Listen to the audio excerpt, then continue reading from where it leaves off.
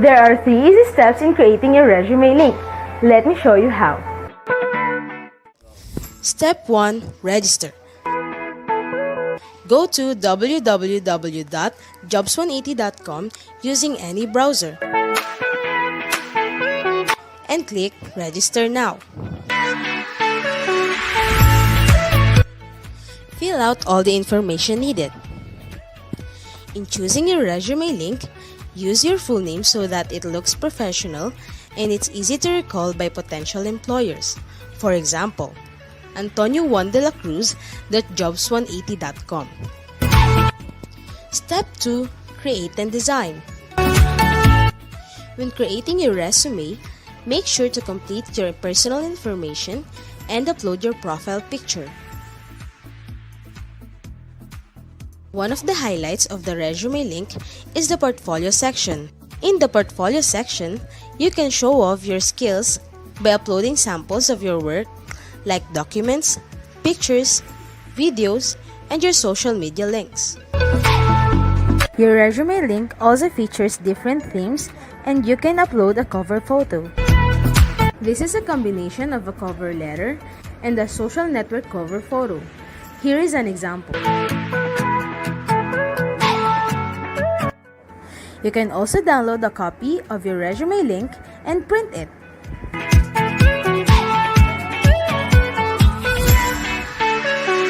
Step 3. Apply for a job.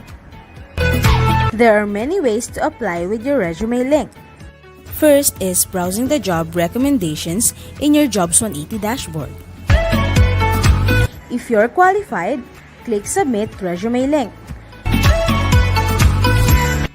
So what are you waiting for? Dress up your next generation resume, stand out brightly among the competitive job seekers in the market, and win the heart of your future employers using Resume Link.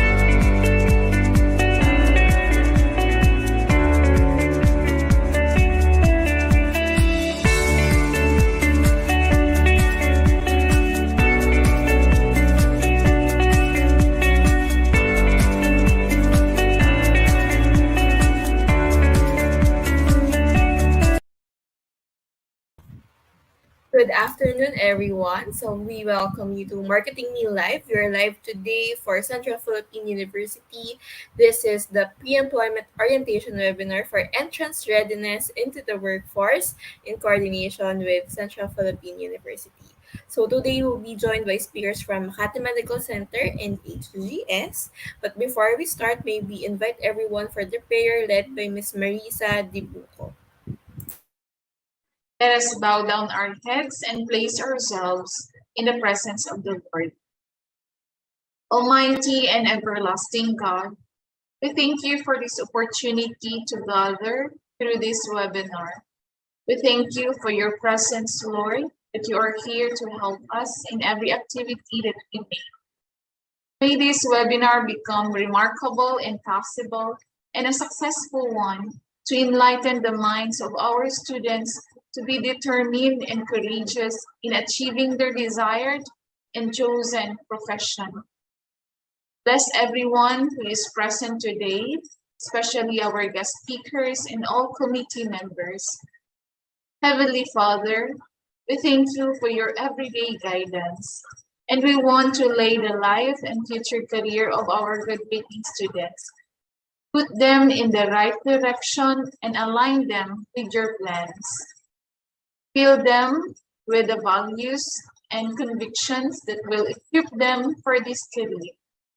When they feel doubtful or lost in this career journey, we pray that you remind them of your never-ending presence.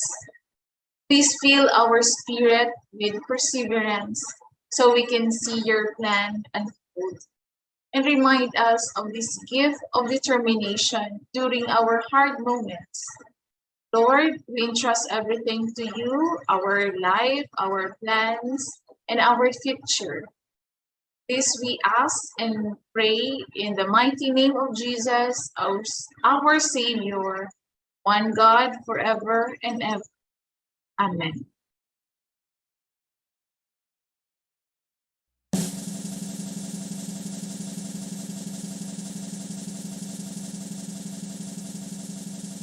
Bayang magiliw, perlas ng silanganan, alab ng puso, sa dibdib mo'y buhay.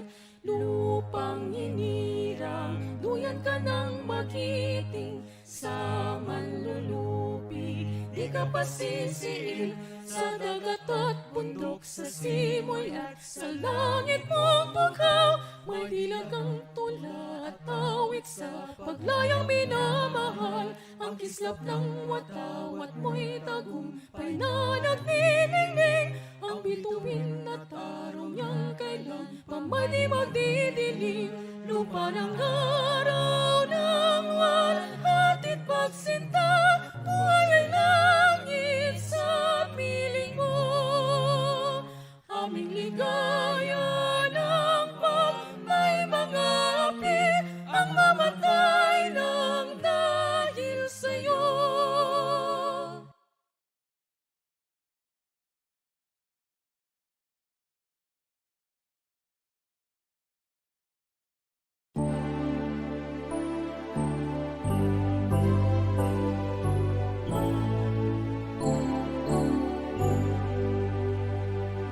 Central, my central, around the matter true, our praise will sing to you day after day. We'll keep thine honor dear, save thee from every fear. Thy name we will reveal when far away. Central, my central, love the Lord be thy name, and everywhere the same, through north and south. May thou forever stand, renowned in every land, supreme in heart and hand. We love thee best.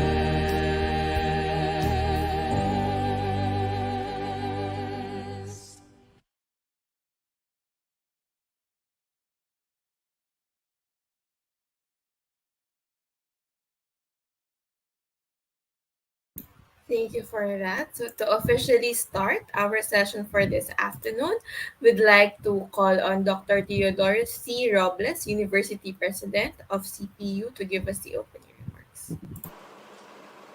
A blessed day to all our graduating students and all other participants of the Power Workforce session.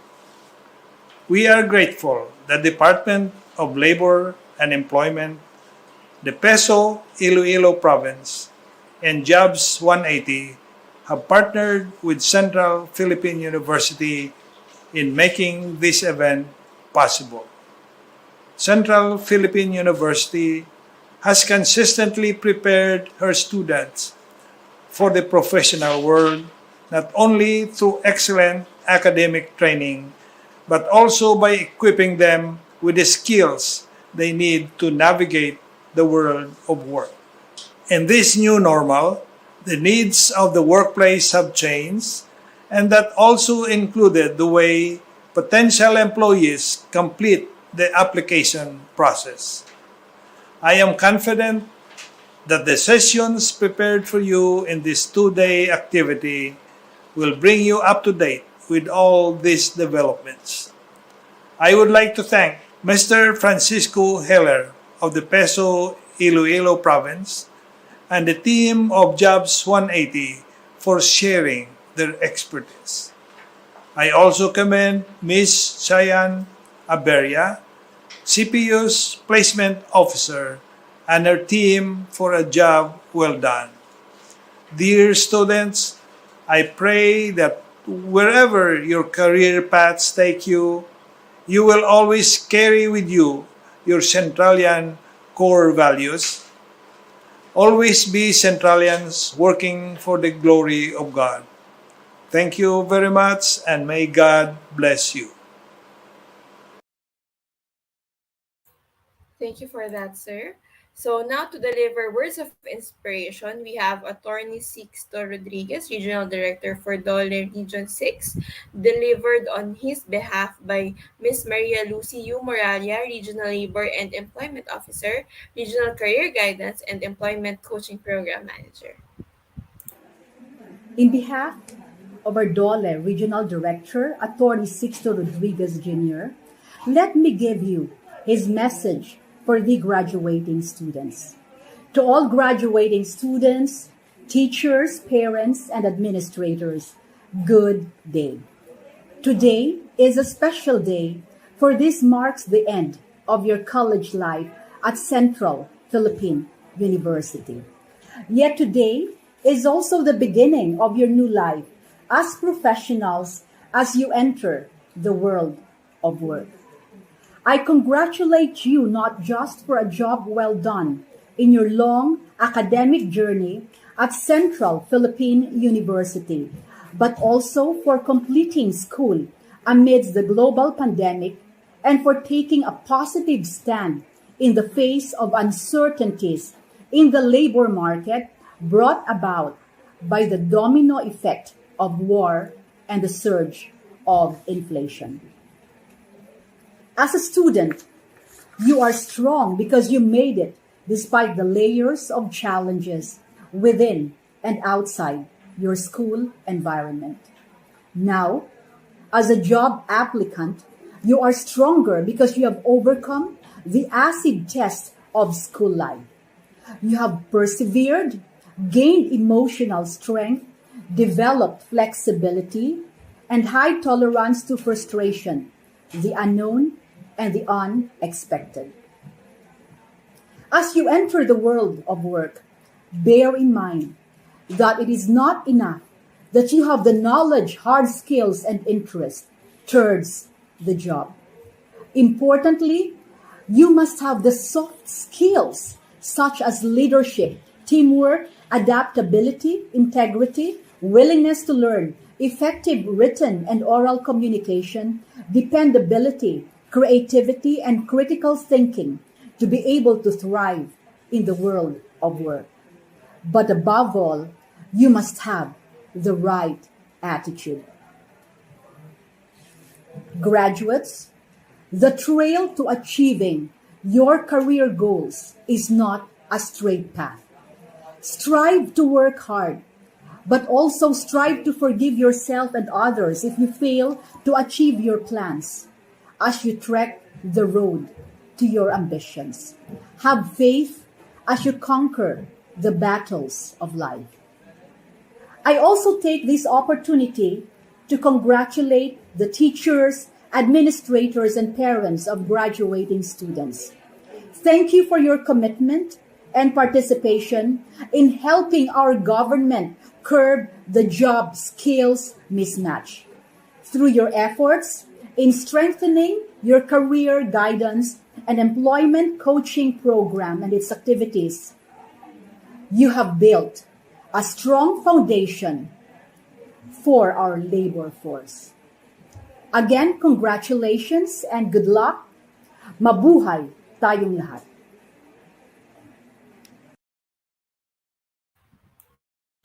Thank you for that, ma'am. So next up, we have another special person delivering a message, words of inspiration from Mr. Francisco T. Hilaire Jr., PGDH Peso. A pleasant morning to everyone.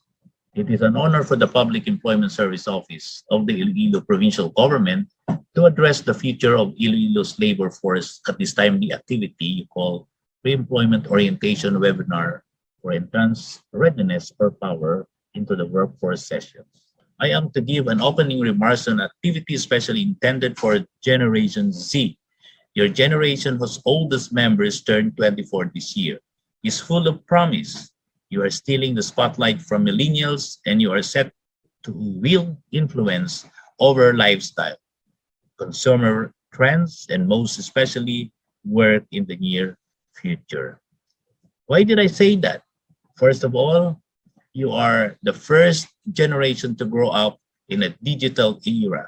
Second, because of the exposure, you are a generation that is likely to be creative, entrepreneurial, and innovative, which I am almost certain that you will carry with you both inside and outside work. And lastly, as one writer in the Business Insider puts it, you are a generation that is ready for change, a generation that will do what it takes to make that happen. In short, a lot of things are expected from you. You are to take over the future and you will make an impact to the world. The career pathways that you will take will also carve a direction not just of yourself or of your family, but of society as well. Your respective careers later on will define not just who you are, but it will also define just how the present molds you into your potential someday. That is why you are very fortunate to have an activity like this. This is one of those important activities to prepare you to become professionals someday. This will provide you useful information and insights on how to face the world of work because sooner or later, whether you accept it or not, you are bound to make a living in order for you to make a life that is meaningful for yourself, for your loved ones, and for your community. Good luck, Generation Z's of Central Philippine University, and may you all make the most of this wonderful initiative of your school. We at Peso Iloilo Province, as a frontline agency for employment facilitation and protection, will always be at your service. Thank you. God bless us all. Thank you for that, sir. So we thank everyone who took the time to grace the event. Po. I appreciate it. So as usual, to our audience, we'd like to know where you're from. Please comment your name, college, and course. And then later, type in your questions so we can answer them after the talk. So please don't forget to share this video with your friends as well so they don't miss out on this event. So at the end, there will be an evaluation which will be the basis of your attendance. So here's our schedule for today. So we're doing Working Abroad by Miss Carla Nugpo, RN, RGC, The Hospital Landscape, and Working in the Hospital by Makati Medical Center, Alternative Careers for the Medical Professionals by HGS Healthcare, and Online Applications by Jobs180.com. So thank you for everyone for being here and being on time. So let's go to our first speaker. So our first speaker for today is Miss Carla Nugpo, RN, RGC, Administrator for Venura Home Health Services Incorporated. She used to be a guidance counselor at the Central Philippine University for 6 years, and for the past 4 years, Ms. Carla served as an administrator of Venura Home Health Services Incorporated in California. Ms. Carla, if you're ready, please join us. Hi, ma'am. Good afternoon. Hello. Hi. Ma'am, can we test your share screen? Yes. Yeah.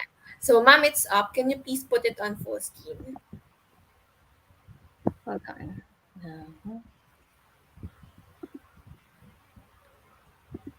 So today, ma'am, we are joined by different um, students and graduating students, maybe from different courses.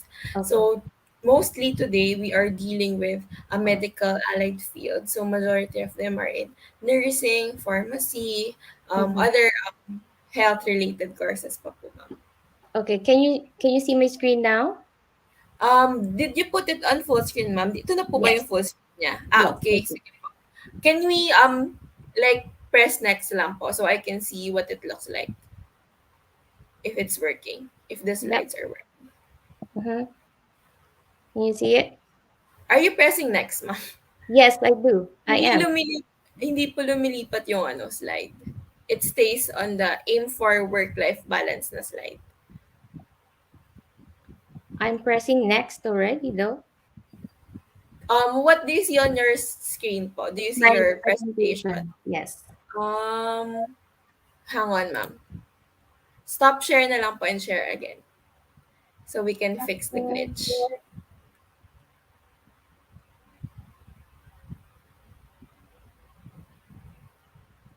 We'll wait for you, ma'am. Ayan. Okay. So to our audience, reshare nyo lang, ma'am, and then we will put it up. Baka it's just a glitch. Okay, so to our audience, please don't be shy to put in your questions. So habang nagtutalk si Miss Carla, pwede na kayong maglagay ng questions nyo at sasabihin na, tapos i-address natin siya kanya after her talk. Ma'am, I think it's up. Yes. Okay. Ayan. Got Okay it? na. On full screen. Yes. So ma'am, if ever there are glitches, I'll interrupt and I'll signal you po. Okay. So you have 20 minutes, ma'am. I'll be back for Q&A. Thank you, I Miss Carla. can see my screen, but I cannot see you, so that's Yes, fine. ma'am. Yes, ma'am, Okay. that's fine. I'll interrupt lang po. You'll hear my voice if it's not working. Thank Okay. you, Miss Carla. All right. Okay, so good afternoon for to everyone there at the Philippines, my hometown, especially Iloilo. So it's I just want to commend first Mom Shine. She's really a competent placement officer ever since. And then right now she's using this platform to reach everyone. So good job, Ma'am Shaheen and Jobs 180. Thank you for partnering with CPU. And yeah, so I'm gonna make this quick. I think I only have 20 minutes to share what I can share with you tonight at California. Okay, so actually my title or my presentation is titled Living Abroad: Expectations versus Reality. So I will be sharing three expectations that I think that you have, kung if you are here already or wherever abroad. So I will be presenting three facts. And first is expectations, going to America or wherever, you will think, I will finally be rich now. But actually, the reality is, yeah, yes, maybe. That depends on three factors. What is your purpose of coming here? What is your purpose of going abroad? What are your priorities and what are your goals? Because I've seen a lot of Filipinos here, especially in California, that yeah, they're nurses even, but actually baon sila sa utang. So they're blinded by the purchasing power that they acquired coming here abroad. So they're actually slaves. They've become slaves to their lifestyle because they have forgotten these three facts of coming here: their purpose, their priorities, and goals. Now, I said maybe because that depends on you. So if you want to look back, if you're living a while already here abroad, just try to look back and go back to your purpose, go back to your priorities. What are your goals? Is it you're working abroad because of your family, for a loved one maybe, or a lifestyle that you wanna follow or start with? Again, you go back to your values, especially your Centralians. You know what ciencia et fides is. So yeah, so those are the three questions that I want you to keep in mind while you stay abroad. Now, in connection to this, there are necessities, or let's say requirements for you to survive living abroad or working abroad. First is you first have to have a car. Now, the picture I presented here is not a luxurious or not even a modern car, because I want you to think that your first car should not be expensive, that expensive or that luxurious. It should be enough. It should be well within your limits, your budgets, because otherwise, again, you will acquire a lot of utangs. Mabaon ka rin sa utang. So, of course, getting a car, in US, walang masyadong there's no mass transportation unlike dyan sa dira sa aton sa Iloilo, no, or sa Philippines. Damo bus, jeeps, tricycles, etc. So it's very convenient. But here, if you don't have a car, there's bus, yes, but hardly. So mabudlayan ka if especially if you're a home health nurse, if you travel from one location to another to see patients, you have to have a reliable car. So of course, before getting a car, you have to have a driver's license. That's the first thing that you have to do. Get a driver's license as soon as you get your social security number. Now, it's different having or passing or getting a license, a driver's license in America. It's like passing a board exam. You have to really prepare for it because there are rules to follow, strictly follow here in America. Dira sa ato niya sa Philippines, there's no rules. So there are no rules, so it's so easy to maneuver, right? Pag gustuhan ay, but here no. You have to bear in mind, if you get a ticket for overspeeding, for disobeying a traffic rule, like for example, not stopping on a stop sign, you will get apprehended, and that will show in your background check. Now, if you apply for work here, for example, you wanna transfer work, they're going to run your background check. Now, if your employer will see the history of your driving tickets. So if they see that there's a pattern for your overspeeding, that's gonna cost you sometimes a job. So be careful. Now, yeah, that's one necessity. Okay, so bear in mind. Also, in passing your you're getting your driver's license, there are two tests. One is written and one is actual. So they're very strict.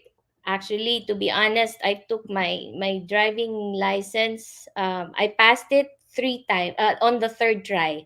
So it's really that hard. So just imagine that. But again, if there's a will, there's a way. Because this is a necessity, a car and a driver's license. So you really have to do what you have to do.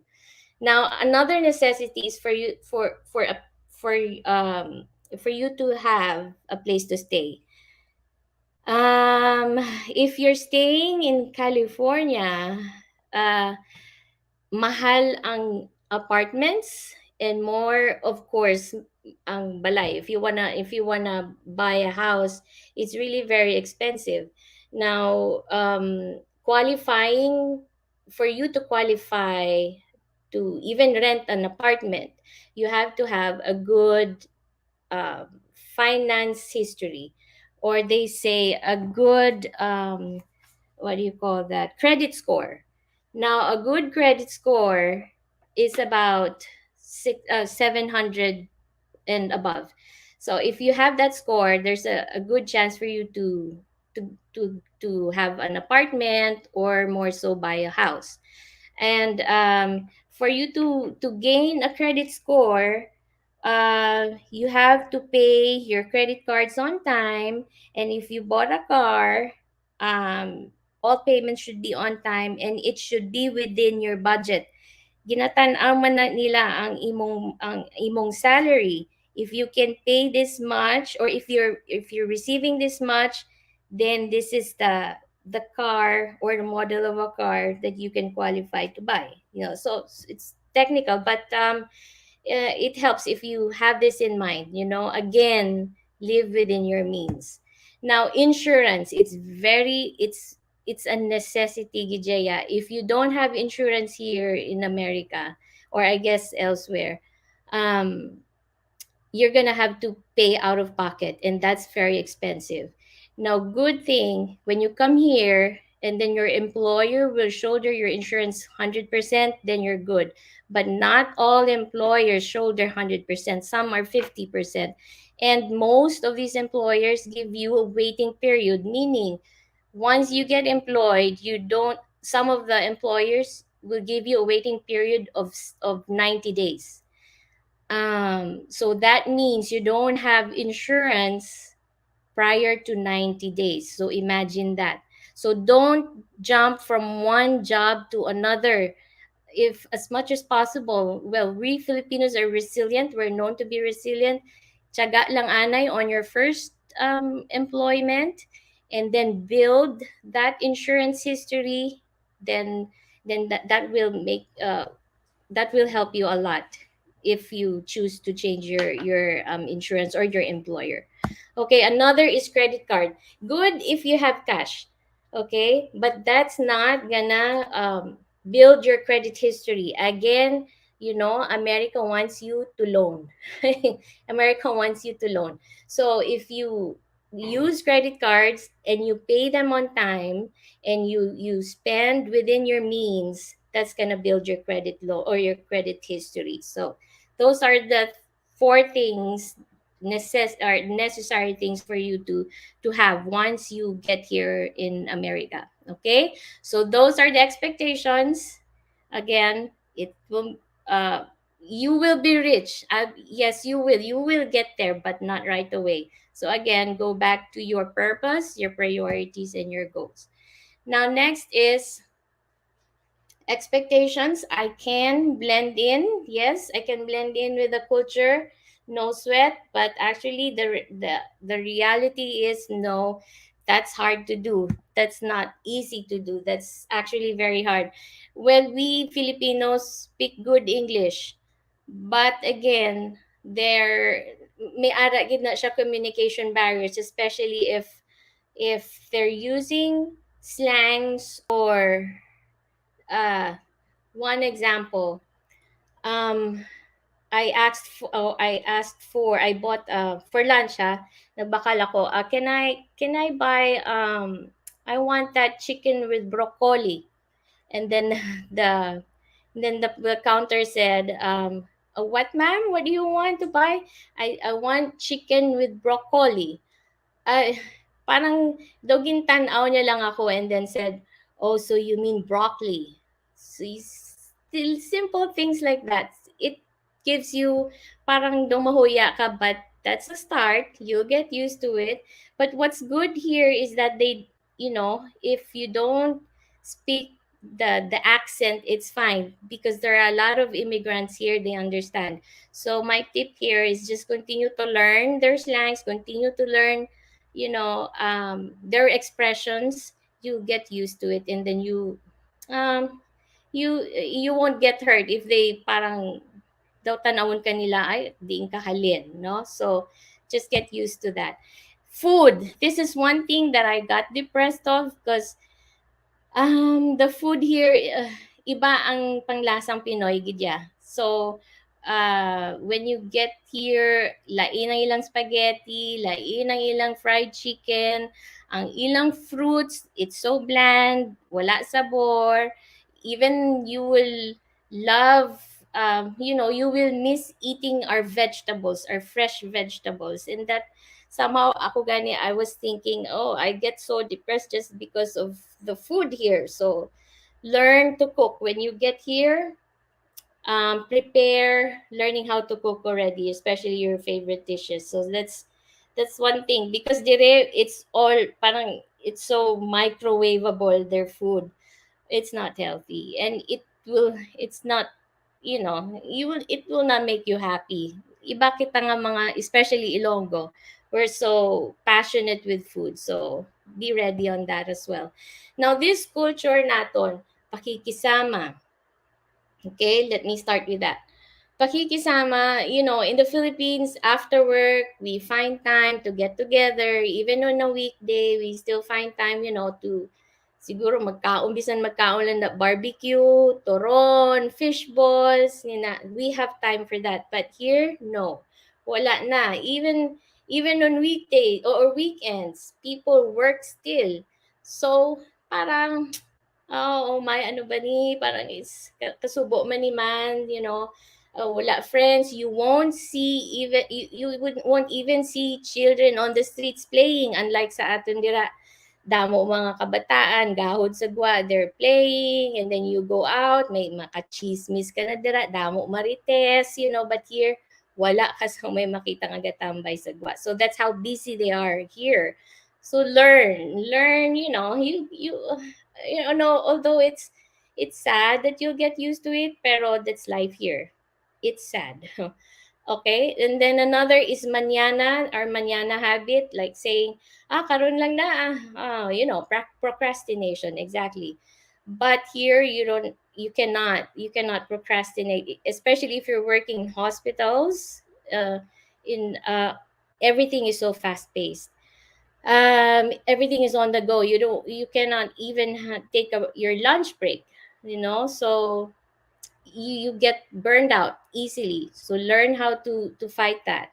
And then our culture of hiya hiya, if somebody confronts us, especially ang mga puti, they're very confrontational. Kita mga Pinoy hindi. That's one thing I think that we Filipinos have to learn somehow, with respect, of course. If there's something that we need to comment on, go ahead. As long as you do it with respect.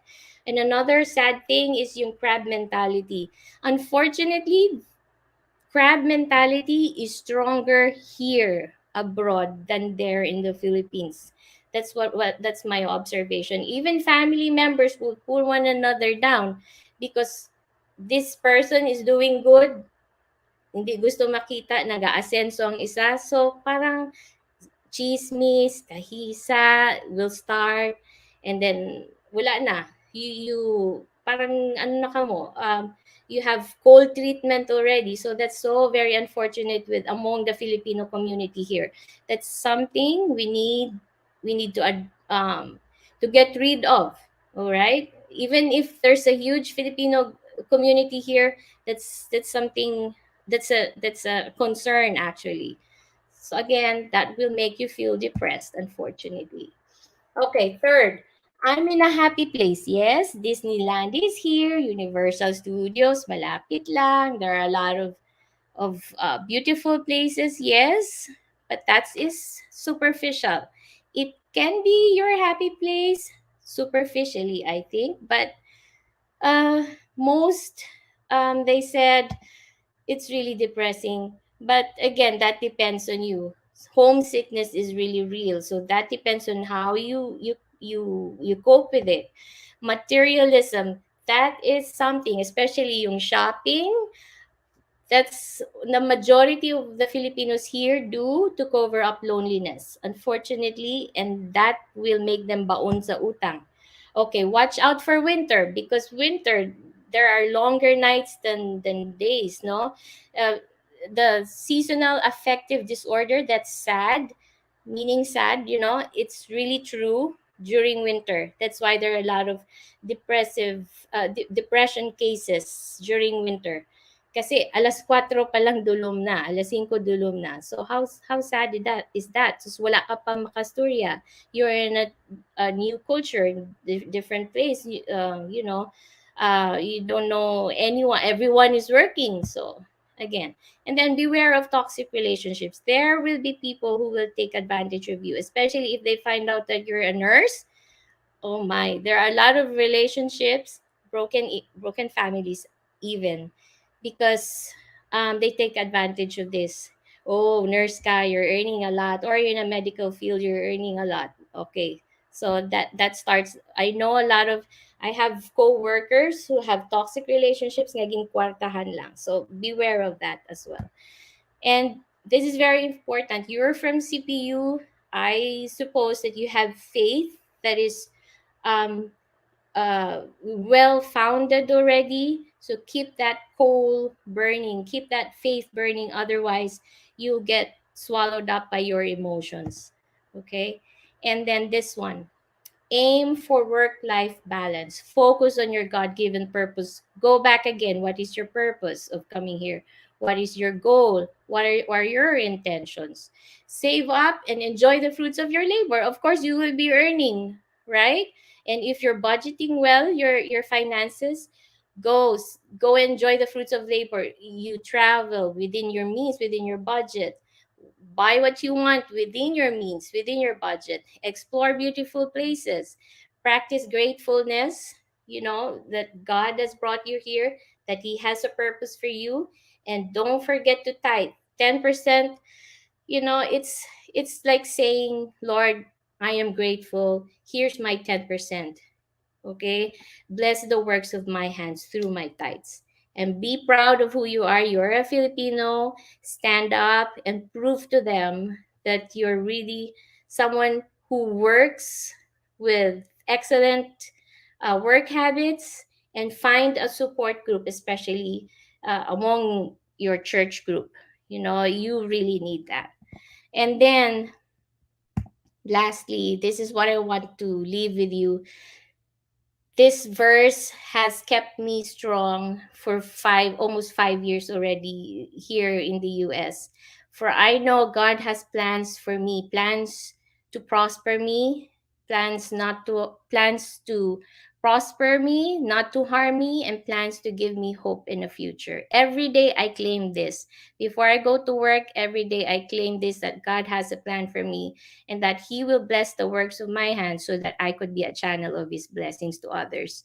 So I hope my prayers for you to declare this and to live a life of Jeremiah 29:11. Okay, I think that's it. Unless you have other questions. Sorry. Thank you for that, Miss Carla. Okay. So to our audience, we are now open for questions. Maybe you have questions for Miss Carla. Ma'am, to give them time to think about their questions, I have prepared a couple for them. Okay. Number one, what do you think is your greatest culture shock? Is it the food, or is it It is it sounded like it's food. But that's my second probably. It's food. I love food. Obviously, I'm from Iloilo. We all love food there. That's my second. But the first thing really is, you know, um, the greatest culture shock is the tendency for us to be swayed by materialism, that it can parang kukunin ka ng away from my faith. So if your faith is poorly founded, you will easily get swayed. Instead of putting your faith to God, parang now you're putting your faith on material things. And that's very destructive for me kasi it doesn't work. It will only make you happy, smile in a few hours, and then after that, wala na. Thank you for that, ma'am. So to our audience, narinig niyo ba yun? Mga material girls. Oh Ayan. yeah, because especially for if you're in a medical field, you will earn really a lot. Hospitals will pay you a lot. And then yung mga LV, Gucci, from head to toe, it's very ano ba? It's within your reach. Ara lang maraming outlets, maraming shopping centers around you. And if that is your favorite pastime, hindi maubos talaga yung pera mo. And then parang empty ka pa rin. At the end of the day, you're still empty. Thank you for that, ma'am. So next question po, does it make you feel sad talking about the life in the Philippines? And what do you do to manage it? Like for our people who will be looking to relocate maybe in a year's time, in a couple of years. Ayan. How would they like manage homesickness and all of that? Oh yeah, that's tough. For the Filipinos, I've also asked kasi I was going through homesickness too. They said you will overcome it at minimum 5 years yung homesickness. At an average, 5 years. So what I did was I really looked for a church na kung saan ako mag-grow and where there is discipleship. Um, so I immersed myself in the reading of quiet time with the Lord. That's very important. And then, you know, it's a blessing yung FaceTime, yung Facebook, you get to keep in touch with your loved ones very easily compared to before kasi I would hear stories na they have to pay what $500 and that was several years ago, $500 for a few hours just to call a loved one at home. So right now, FaceTime, technology, technology. But again, it's really your relationship with the Lord that is heavy. So don't get swayed from that. Don't go away from that culture. Ma'am, we have a question here from Miss Shai. Have you encountered discrimination? Have you experienced discrimination? Oh yeah, and that was on the height of pandemic. You know, I don't know if you've heard of Asian hate. It's true because it happened to me when we just we just came back from hiking. Oh, that's another outlet I have, yung outdoors. It's really nice. So after hiking, so that was in Palm Spring.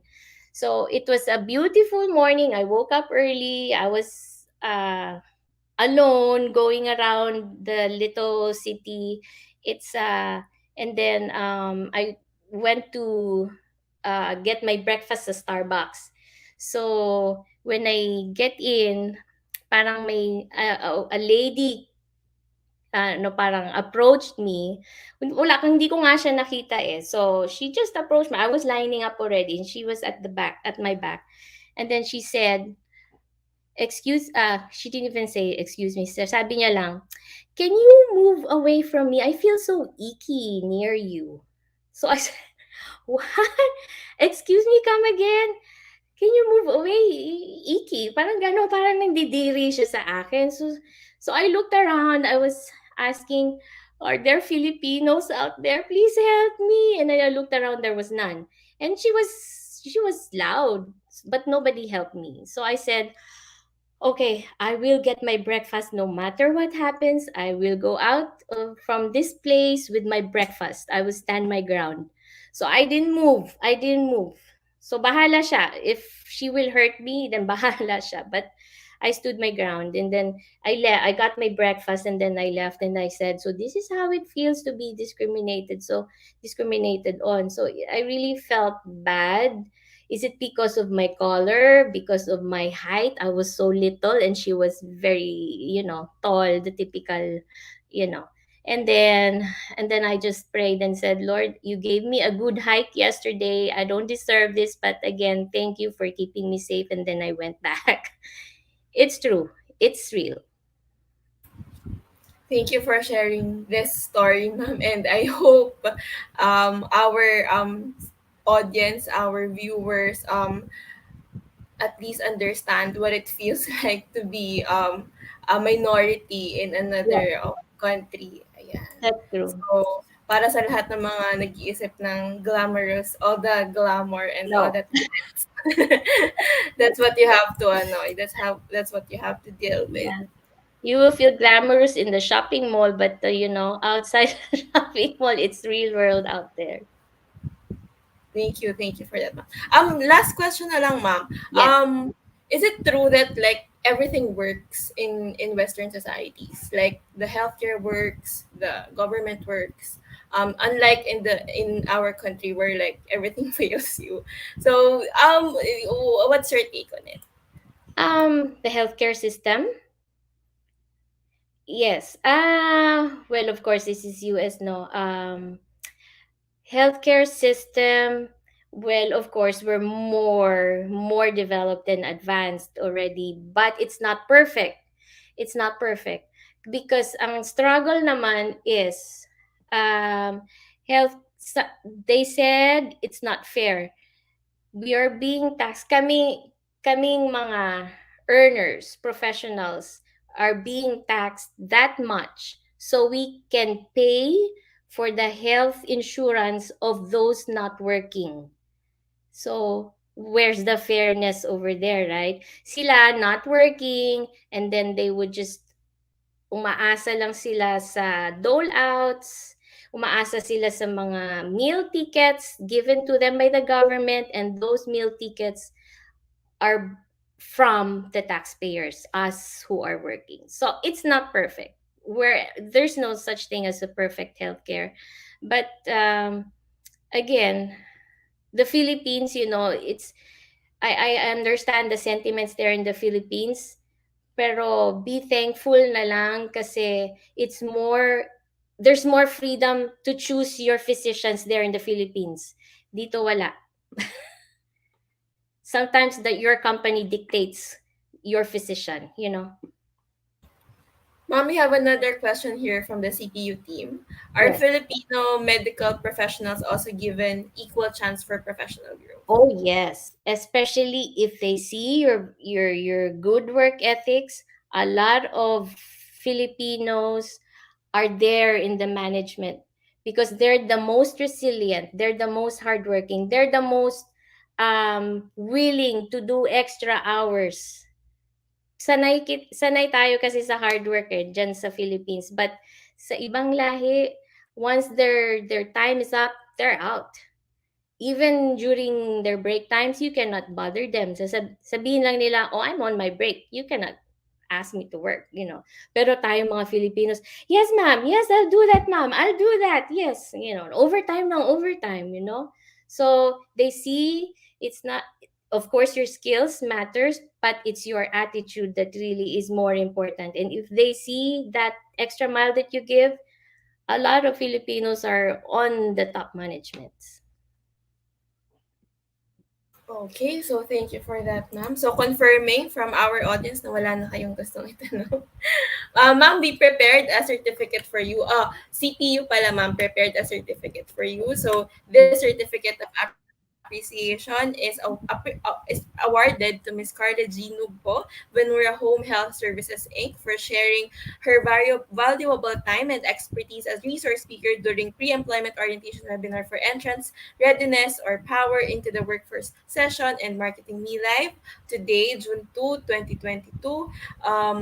Signed by Ma'am Ruela Chien C. Aberia, Job Placement Officer and PESA Manager, Dr. Raquel L. Polikeo, RGC, Ed D, Director for Guidance Services Center, Sir Kim Chua, Managing Director for JobsTrinity.com, and Dr. Esther Rose A. Romarate, Vice President for Student Affairs. Ms. Carla, again, we thank you po for sharing your time and stories for this event. We appreciate, ma'am, talaga, kahit gabi na po sa inyo, appreciate po namin. Oo.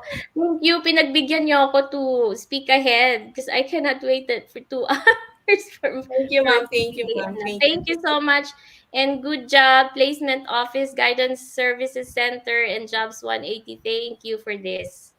Thank you, Miss Carla. Have a great day po. Have a great, good night na pala, ma'am. Good night na. Okay, Thank bye you po. everyone. Have a great day, ma'am. You Okay. too. Bye-bye. Okay. So, thank you, Miss Carla. So, to our audience, huwag kayong mahiyang magtanong. So, pwede naman maglagay ng questions dun sa ating comment section. So, our next topic for this afternoon will be the hospital landscape and working in the hospital, to be presented by Sir Alexander Gervacio M. Sangoyo, MANRN, Assistant Director and AVP for Special Nursing Services, Nursing and Patient Care Services for Makati Medical Center. Mr. Sangoyo is a graduate of Bachelor's of Science in Nursing at the Makati Medical Center College of Nursing, formerly called Remedios Trinidad Romualdez Memorial School, Makati Medical Center. He finished his graduate studies with a Master's of Arts in Nursing Service Administration at the University of Makati.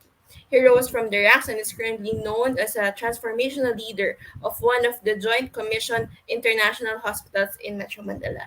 He is leading as the Assistant Director and AVP of the Nursing Specialty Unit of the Nursing and Patient Care Services Division of Makati Medical Center. Sir Alex? Hi, sir. Good afternoon. Thank you. Thank you. Thank you Hello, for hello. Can you joining hear us. me? Yes. Sir, can we test your screen? Yeah, and your Okay, deck. So, sir, your deck is up. So, I leave you to it. You have 20 minutes and I'll be back for Q&A. okay, thank you. So Thank you, Sir again, Alex. thank you, thank you. Okay, so again, good afternoon, everyone. Pleasant good afternoon. So especially to our students at the Central Philippine University. We'd also like to thank Jobs 180, for linking us with the Central Philippine University. So I hope you guys are still okay. So I know it's the middle of the afternoon, but I hope you stay with me, and because I'll walk you through, on my topic this afternoon. I'll be talking about the hospital landscape. So for our students in the medical field, nursing, pharmacists, and allied health. So I'll be giving an overview, on what it is to work in this kind of setting. Okay. So our learning objectives for this afternoon is that we'll be able to identify the different classifications of hospitals. Also, identify specific healthcare professionals involved in a healthcare team and their professional roles. No? And also to describe the key areas of the hospital and its functions. Okay? So by definition, so what is a hospital? No? According to DOH, a medical center and a hospital are both different.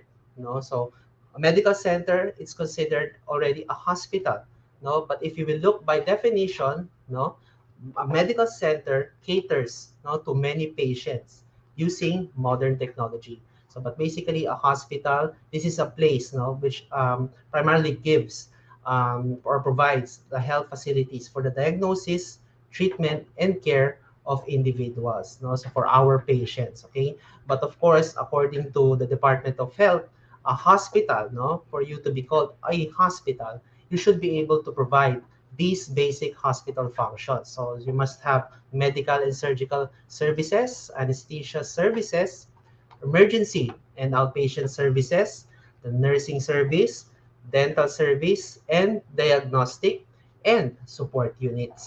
Okay? So before anything else, so I'd like to plug in, of course, syempre my hospital, my institution. So I work in Makati Medical Center, So Makati Medical Center, or Makati Med, is part of the Metro Pacific Hospital Holdings Incorporated group of hospitals. So it is privately owned. Okay, so again, I take note, private, and it is a level 3, or tertiary hospitals. So it has 600 bed capacity. Okay, so and I would say Makati Med just recently celebrated its 53rd birthday. So 53 years na po si Makati Medical Center. Okay, so ako when I started in Makati Med, I've been working in MFC since 2008. So it's been 14 years, since I've started as a nurse. I was a critical care nurse, in the intensive care unit of Makati Med. So I would say, during my stay, so really, the institution, the organization really developed me to what I am now. So in terms of skills and knowledge, until in leadership, right now. So I would really commend our nursing support and education. So for those of you, who would like to venture here in Metro Manila, who would like to, practice um, here in the NCR. So we invite you guys, to join us here in Makati Medical Center. So just visit Jobs 180. You may find our link there. So for further details. Okay. So going back, to our topic. So again, talking about hospitals. So according to DOH, it is classified, according to three, hospitals. It is classified according to ownership, scope of services, and service capabilities. Okay, so first, we go to ownership. So we have two types, So a hospital can be privately owned or government.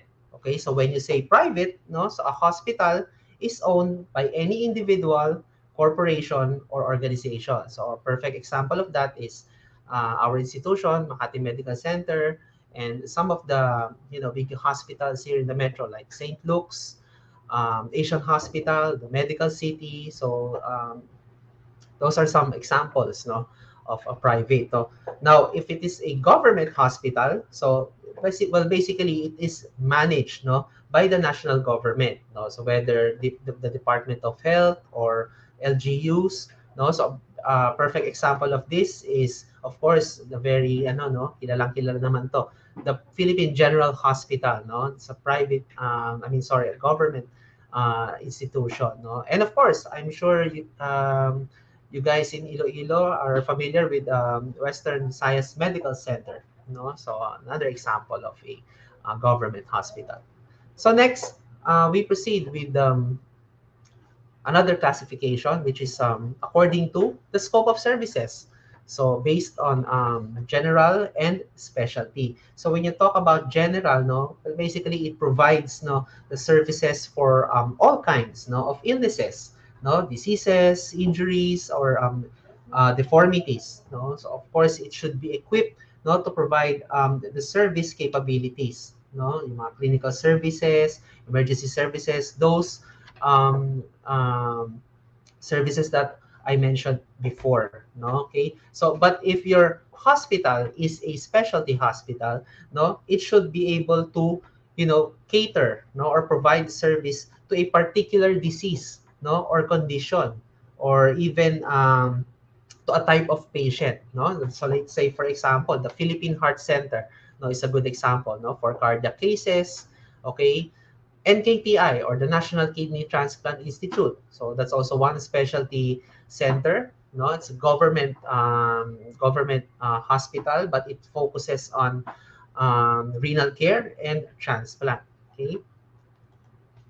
Now, the last classification is according to its service capability. So it is further classified. No, the hospitals are classified according to levels. No, from levels 1 to 3. So I'm just showing here some pictures, no, of level 1, 2, and 3 hospitals. So on the left, that's Batanes General Hospital. It's a type of level 1 facility. Las Piñas General Hospital is an example of level 2. And of course, no, the Iloilo Mission Hospital, yan, it's type of level 3 hospital. Okay, so but for us to know, no, the levels. Okay, so if you look at this table, okay, basically the higher you get, no, the higher levels that you get, meaning to say the more services that the hospital provides. Okay, but for a level 1, no, to be classified as a level 1, these are the basic services, no, both for clinical services, ancillary. Okay, so you must have specialists in the medicine, pediatrics, OB/GYN, surgery, an emergency outpatient, isolation facilities, and some surgical and maternity facilities. Take note of the ancillary services. Now, these are very basic. You just need to have a secondary clinical laboratory, no, and a blood station. And most importantly, a pharmacy. No? So, syempre, a hospital must have its own pharmacy. No? Para ang mga patients natin, they don't need to go out of the hospital, di ba, to buy their medications. Now, for level 2, no, so all of the level 1 plus, now, madali lang tandaan, no, because for level 2 hospitals, now they have their ICUs. Okay, they should have a general ICU. Okay, the respiratory unit, of course, for the mechanical ventilators, di ba? A neonatal ICU and a dental clinic. So you can be level 2 hospital with these additional facilities. Okay. Now for level 3, take note that a hospital is considered a level 3, no, if it's already a teaching, no, and training hospital. So it should have at least 2 accredited residency training program, no, for physicians in any medical or surgical specialty or subspecialty. It also should have a physical medicine and rehab, no, an ambulatory surgical unit, and a dialysis clinic. Okay, and also take note for the ancillary services. No, now it's already a tertiary lab, no, with histopathology. Basically, for the laboratories, again, no, it increases by the level, no, in terms of the services they provide. No? So, for example, if the lab only provides CBC, no? So additional tests, they will provide additional tests to be able to be accredited, no? To go to a higher category. Okay, so that goes for the classification, no? Okay, so for the next topic, no, we'll talk about the organizational culture, no, in the hospital setting.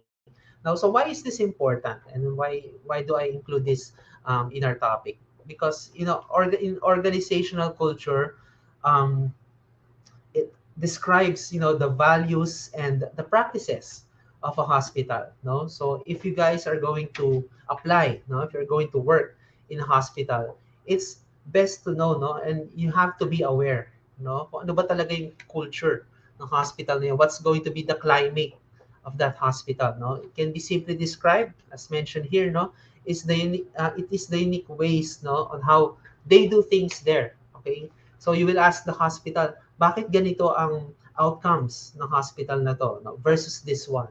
Okay, what separates them from the competitors, di ba? So how come this hospital has more patients compared to this hospital? So something must be happening, no? There must be something that they're doing better compared to the other competitors, no?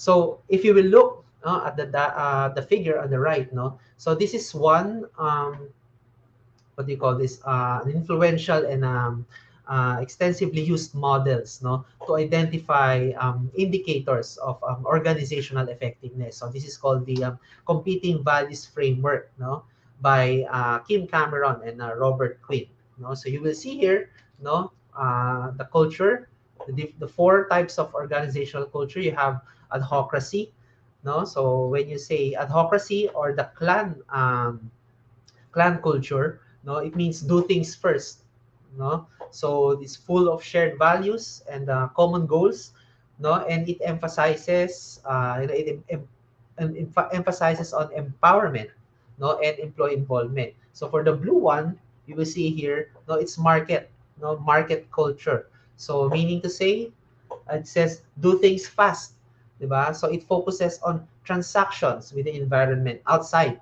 no, the organization. So the goal here is to earn profits, of course, no, for profits through market competition. The red one, is hierarchy, no, or control. It says here do things right. Okay, so this one has a clear um, organizational structure, no, standardized rules. Okay, for the yellow, okay, it says collaborate, no, clan culture, no, it means do things together. Okay, so what are the effects of a positive workplace culture? Of course, no, if team members are working together, of course you expect there's increased in patient safety, no, the well-being of staff, no, this improved mental and physical well-being, especially now, no, during the pandemic, marami talaga, no, ang talagang in terms of their mental health, talagang nagsuffer, no, low patient mortality, staff retention, okay, it's very important, no, and improved organizational performance.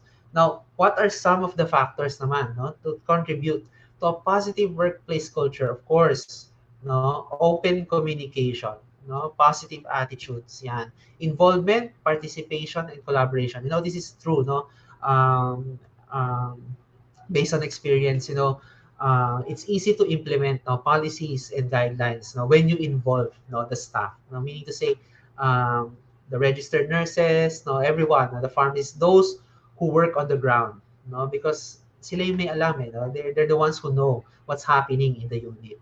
Okay. So now, let me introduce you now to the members, no, of the healthcare team. Of course, a hospital will never run, no, without the healthcare team members. So I'm going to mention them, no, not by um, by rank or by importance, no, but first let me mention, no, the medical doctor. Of course, the medical doctor is the leader, no, the leader of the team, no. He or she is the clinician. He makes the clinical decisions, and the reason why patients come here in the hospital, no, is to get treated, no, by the doctor. So doctors also have hierarchies, no. So I mean, doctors can be a trainee, no, up to the consultant. So they have hierarchies as well. Okay, so they also have specializations, no. So again, I'm sure you guys are familiar now for the doctors. They have their own specialties, like it can be cardiologists, internists, no, nephrologists, endocrinologists, so and so on and so forth. Okay, next member of the group, of course, the nurse. Okay, we say the nurses are the backbone of the hospital. No, so these the nurses, no, they care for our patients 24/7. No, so they are the ones who stay with the patient. No, so they're the ones who assist our doctors. They carry out orders. No, make sure that medications and proper clinical coordination is done. Okay. Next, we have pharmacists. Of course, they're the ones who manage. No, they handle our medications. No, they do. Um, they dispense, no, they have a license for that. They're the only ones who can dispense medications. They do medication reconciliation, meaning to say they review, no, they check drug to drug interaction. So they're really a big help, no, in the team. Next, our allied health professionals, of course, our med techs, our radiologic technicians, no, technologists, physical rehab, no, and of course, part of the allied health professionals also are your social services. No, they're also part of that category. So mostly they man our outpatient centers, no, and they provide, no, the added care, no, to our patients, no. So next, of course, we have our technical and support staff. Of course, the hospital will not run, no, without our engineers, no, our safety engineers. So who will check, no, the status of the hospitals, no? Yeah, of course, our administrative clerks, no, those who work in with medical records, no, our back end staff. So they're also important team members. Okay. And of course, lastly, our administrators. No, so these are our leaders, no, our corporate leaders. So they're the ones who manage or run the business. Of course, especially if it's privately owned, no, they're the ones who make sure that the operations run smoothly. No, our leaders can be involved in a lot of decision making. Let's say, for example, what to procure, the medical equipment. So they're the ones who decide on that. No? So these are our administrators. So for some, we not only corporate people can be considered as the leader, no, of the hospital. Some kasi we have doctors, no. Doctors are placed, no, in those key leadership positions. Okay. So next, no. So now I'm going to ask, no. Now, who among, no, is the most important, no, to patients in healthcare? Okay. Are you going to ask me? Will it be the doctor? Yes, nurse, no? But what if isa lang, no? Pipili lang tayo ng isa. Pwede kaya 'yon? Can we say that, the patient will recover if there's only one healthcare professional present during the patient's stay in the hospital, 'di ba? What if there's no dietitians? 'Di ba? Wala yung mga housekeepers natin. Okay? Who do you think is the most important patient? Who do you think is the most important to patients, no? Okay, so let's think about it. Diba? You think patients get the right treatment for successful outcomes without providers to diagnose? Diba? You can have, I mean, you can have the best equipment. Or you can have the best CT scan. You can have the best MRI, any diagnostic equipment. But if you don't have the doctors, the right specialists, to read them, okay, so it's useless. Diba? So can a provider deliver care without a skilled nursing staff? Like what I mentioned a while ago. The nurses, they're the ones who care for the patient 24/7. So can we ask the doctors to stay with the patient 24/7? No? So I don't think so, no? Can nursing provide care if there are no supplies on the unit? Diba? If there's no inadequate resources, okay? Can we purchase supplies without a strong operating margin? No? So these are simply the job, no, of our administrators, no. Budgets, again, see, in IT, no. Will patients return to the hospital if it seems unclean? So like what I mentioned, no, our housekeeping staff, they're very important, no. And how valuable is good nutrition to healing? Okay, so if you will think about it, no, so all members, no, of the healthcare team are essential to the patient experience, no. So working at the bedside or working behind the scenes, no, so you cannot run the hospital alone, no. So to be successful, everyone needs to work together. Okay, so now we proceed to the next part of the presentation. We will be talking about hospital facilities. Okay, so the first off, of course, we have the emergency department. Okay, so emergency department, this is considered as the gateway of the hospital. No? It is defined by the um, Agency for Healthcare Research and Quality as the department responsible, no, for the administration and provision of immediate medical care. Okay, so if you are going to work in the emergency department, expect, no, these kinds of services. No, of course, the triage. No, so triage means to sort. No, so of course everyone will come with the ED. So it is the job of the triage nurse, of the doctor, no, to make sure that um, the right patient, no, goes to the right area, the right treatment. Now, here in Makati Med, we use the emergency severity index. No, so patients are categorized to five levels. No, one being the most critical, then five meaning willing to wait. No, meaning they can wait and they can be seen, no, at a later time. So it's not that urgent. No, then you have your emergent and urgent care. Now, some institutions, some hospitals, they have their own urgent care. Now, it's separated from their facility. So it's somehow a strategy, no, to decongest the emergency department, no? So because we see more patients being seen at the urgent care. So ito minsan yung sakit lang ng ulo, di ba? So yan. So ito yung mas nabibigyan natin ng pansin ngayon, no? Yung mga mas critical, okay? And of course, diagnostics. So in the emergency department, it is expected that our patients would know, no, the initial diagnosis. Okay, so we must have diagnostic tests available in the ED. So for ED, we use the point of care tests, no, POCTs. So meaning to say results come in faster, okay, rather than the long method. No? So these are some equipments. Okay, our inpatient units. Okay, another area. So this is also called the floors.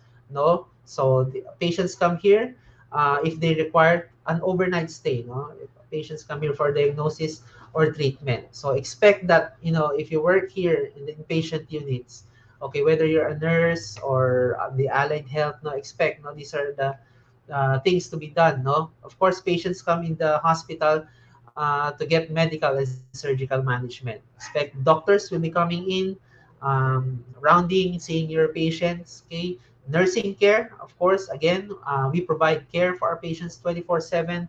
We are also in charge with care coordination. So meaning to say, whatever the patient needs, if a patient needs to go to surgery, patient needs to have an x-ray, patient needs to have additional tests, ancillary procedures. So that's what we do. Okay, we coordinate with the rest of the team. No? And of course, until the patient gets discharged. So we also do that, no, the discharge planning. Of course, well, not all patients get treated and they get discharged back. They go back to their homes. So some, unfortunately, they expire. No, so it's also part of our job, no, to ensure that we carry on with the process. Okay. So next, another type of inpatient unit is your critical care units. Okay. So basically, this is just, well, it's an inpatient unit. However, all the critically ill patients, no, we provide intensive care. Okay. Specialized medical equipment is here. No. You need specialized training for the staff. Okay, especially for the nurses and doctors. You need specialized training to be able to take care of these types of patients. I mentioned here admission criteria because for some of the hospitals, especially the small hospitals, no, they are limited, no, in terms of bed space. So it's important that the ICU officer or the one who triages the patients, they must have their own admission criteria because again, we have to manage resources and bed allocation is part, no, of your hospital resource. Again, life saving equipment and procedures. So all of those who will be assigned, no, in the critical care units must have training, no, of these types of equipment. Okay, operating room. Okay, so for our patients who will require surgical, non-invasive surgical care, so a hospital should be able to provide, no, anesthesia and surgical care. Okay, so with that said, no, our role, no, for those of you will be assigned in the OR, expect that we are involved, no, in the patient consent process. So that's very important. The patient should have a consent. All the paperworks, um, all the health teachings, we must provide them, no, to the patient. Okay, so when in time for the OR, okay, pre-op, so consent process is part of that. So when time comes, no, intraoperative, so we must have safety checks. Okay, so like surgical safety, you must have checklists for surgical safety. Okay, so, correct site marking is for one example. Okay, and post-operative care. Okay, so we make sure that patient goes out of the operating room and be cared for and managed at the floor. Okay, of course in the OR we expect that it is a different environment. No? So it is a clean and sterile area. Okay, instruments and equipment. So for those of you, no, so we have I don't know if we have students here or technicians. Okay, so these are the person responsible, no, for cleaning our instruments and ensuring that specific equipments in the OR are taken care of. Okay, so outpatient services. So we say outpatient, these are patients who come in the hospital for diagnosis and treatment, but not admitted. Okay, so I've shown here some the pictures, no, like endoscopy unit, the pulmonary lab, okay, dialysis unit. So these are considered outpatient services. So what to expect, no, if you guys are working here. So first off, scheduling. Okay, so our frontliners, our patient registration staff, they're in charge of scheduling procedures. No, screening and registration is also important. Like specifically now, no, we are in COVID, so registration, specialty training in terms of its medical equipment. Some outpatient services have their own specialty equipment, so expect that you'll be um, training, no, to handle those equipment. End-to-end process, meaning to say from registration until the patient goes out. No? Meaning to say patient gets discharged or patient until the patient is able to pay, no, to the cashier. No, so that's what you call end-to-end process. Okay, and ancillary services. So these are your pharmacy, no, path and lab, radiology, and dietary services. So all of these services are very essential, no, to the care of our patients. No, so it's also an important facility to the hospital. Okay. So I just mentioned here specialty units. No? So for some tertiary hospitals, they have their own specialty units like Medical City. They have their wound care clinic. No, Makati Medical Center. We have our cancer center, our oncology unit, and some of the pictures here we have PET CT, no, radiation oncology, cardiac cath lab, of course, another specialty unit, and neurovascular laboratory. Okay, so then of course COVID happened, no, in early 2020. Um, a lot has changed since COVID happened in terms of hospital services. No, the way we run the hospital, no, the way we treat our patients. So what is it like, no, working in the new normal? Okay, so of course everything basically the service is the same. No, it's just that we added additional layer, no, like screening. No, so of course you are familiar with the RT-PCR, no, rapid antigen tests. No, so we added that, no, as a layer. So some of our outpatient centers, we have a checklist, no, screening forms to ensure that before you come into the center, no, you are COVID free. No, so but with the vaccinations and everything, no, basically medyo nag-tone down na ang screening ng mga hospitals. Before, no, you can see them wearing face shields, face masks, no, just like in my second, ano, no, the infection prevention and control, no. So we, of course, we implemented strict measures, no, in terms of infection prevention and control. The PPEs, no, wearing of PPEs. So the next, we talk about redesigned workflows. So we talk about, consultation in the hospital. Now you can see patients utilizing teleconsultation, no, telemedicine. Okay, some of the workflows, no, in the OR, for example, no, your entry and exit, all of those, no, the entry points, exit points, all of them are redesigned. No? Of course, for us um, to coexist with COVID. Okay, so that's very important. Okay, so in summary, hospitals are classified according to ownership, scope of services, and service capabilities. The organizational culture describes the values and practices of the hospital and affected by factors that may lead to a positive or negative workplace culture. Now, members of the healthcare team play a vital role, no, in the care and management of patients. Okay, so that's my last slide. So I leave you with this quote from Lewis Carroll.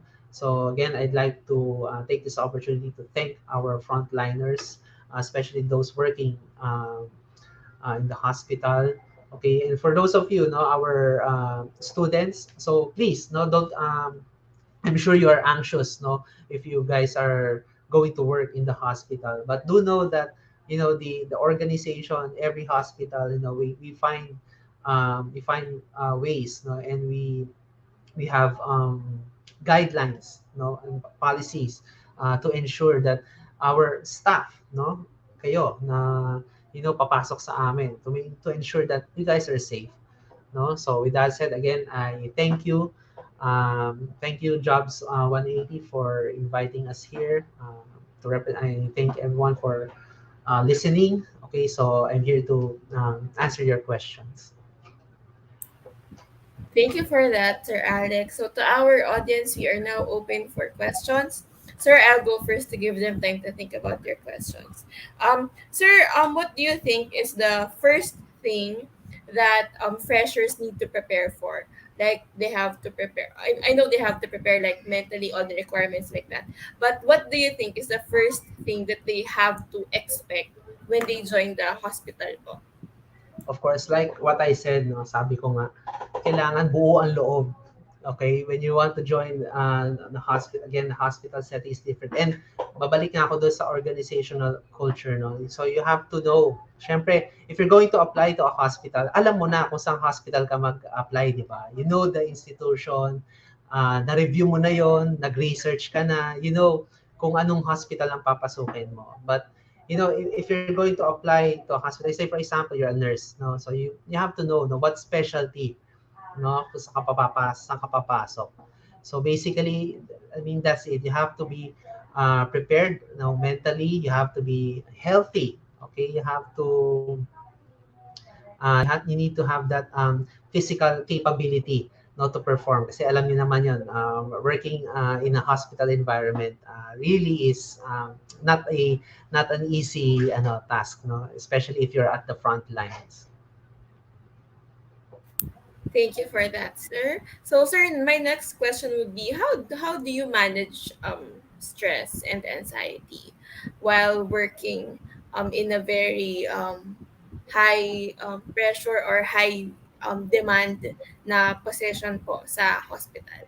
Okay, that's a very good question. No? Before pre-pandemic, no, maraming pwedeng gawin. No? You have a lot of distressing activities, but during this time, like the pandemic, I would say that it's really more of having that conversation, having that talk with your supervisors, with your colleagues, no, yung open communication, kasi you really need to let it out. No, kailangan sa trabaho mabigat ang trabaho, no? Even the staff, no? Kahit uh, gaano ka simple, gaano ka we always say that, no, we always give that tip our staff, no, so to have that open communication, no, talk to your colleagues, talk to your supervisors, no. But now that medyo bumababa na yung ano natin, medyo nakakalabas na, okay, di ba, kahit paano may time, no, may time for self-care, sabi nga nila, no. So I think that's important, no? Hindi kasi pwedeng work lang ng work, no. Ang work hindi nawawala, no, but yung sanity, yun ang mahirap eh. Sometimes, yun yung sinasabi namin sa mga new hires namin, lalo-lalo na doon sa mga talagang fresh graduates, no? You really have to be prepared mentally. Okay, so yeah, I think that's it. Thank you for that reminder, sir. I'm sure kailangan marinig ng mga bagong Yes, graduates natin. Yan lang lahat, hindi all the time mag-work, no? Need to set aside, carve time to to give to yourself naman. Okay. So, sir, I'm sorry we have no more time. But we asked CPU to prepare a certificate for you po. So, we would like to award the certificate of appreciation to you, sir, of Alexander Gervacio M. Sangoyo, MAN, RN, of Makati Medical Center for sharing your valuable time and expertise as resource speaker during the pre-employment orientation webinar for entrance readiness or power into the workforce session presented today, June 2, signed by Ma'am Ruela Cheyenne C. Aberia, Job Placement Officer and PESA Manager, signed by Dr.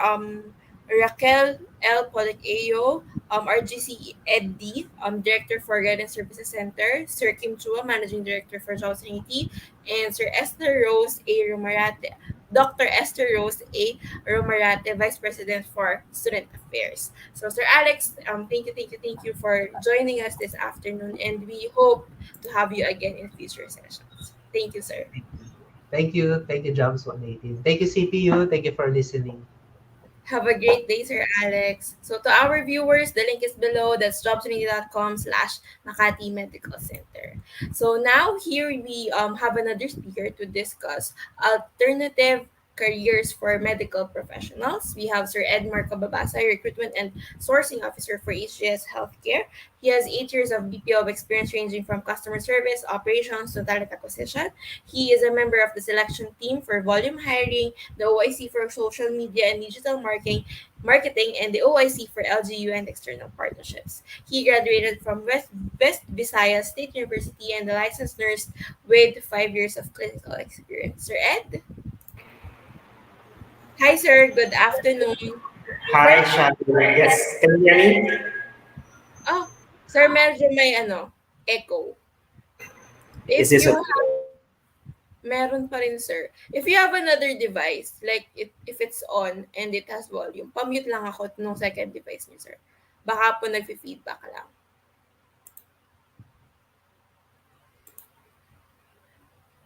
Ayan. Sir Ed, your slides are up. So I'm just waiting for you to acknowledge that you have good audio. Yeah. Is it okay? That's the best you can do, sir. Medyo may lang, sir. No echo? Onting echo.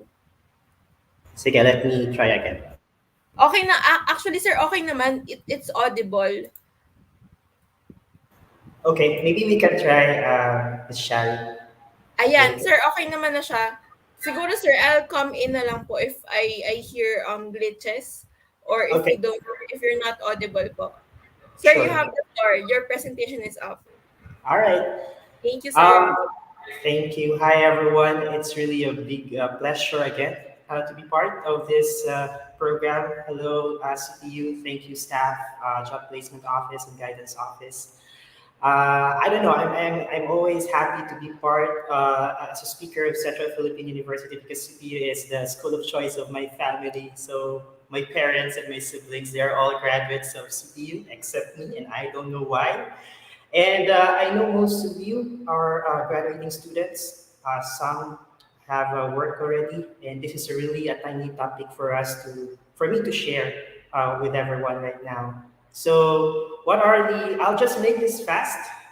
So, what are the alternative career for medical professionals? Um, Well, there could be a lot of reasons, sometimes why we shift career. If you are a graduate of medical professional of nursing, medical technology, rad tech, med tech, because maybe of the opportunity, especially of the pandemic, of the current pandemic that we have, plus of course the progression of your career in a healthcare industry.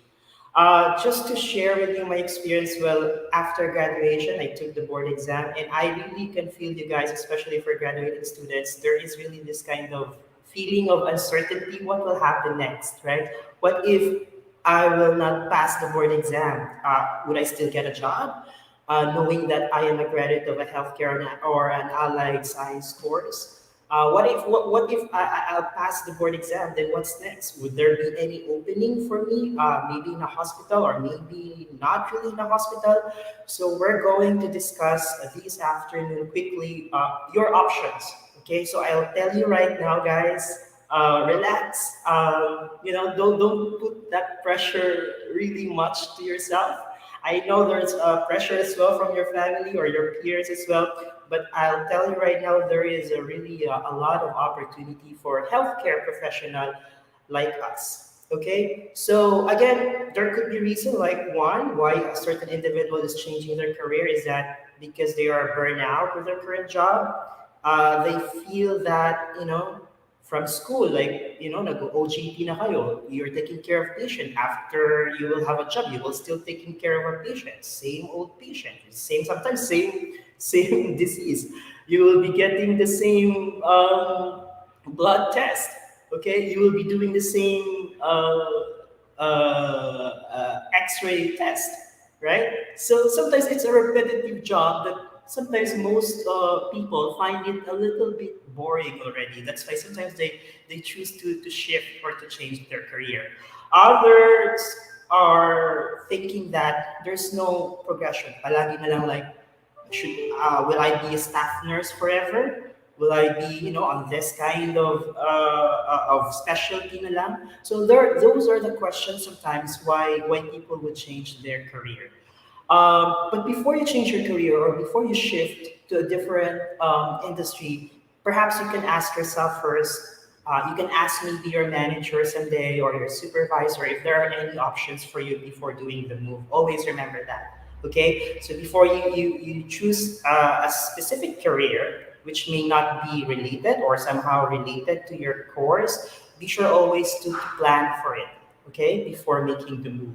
So those are just few things why an individual would change or shift their career.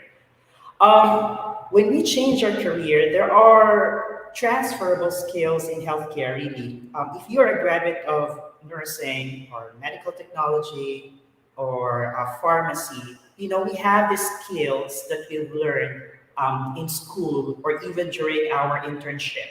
And these are the few skills that we can still use when we go to a different career path.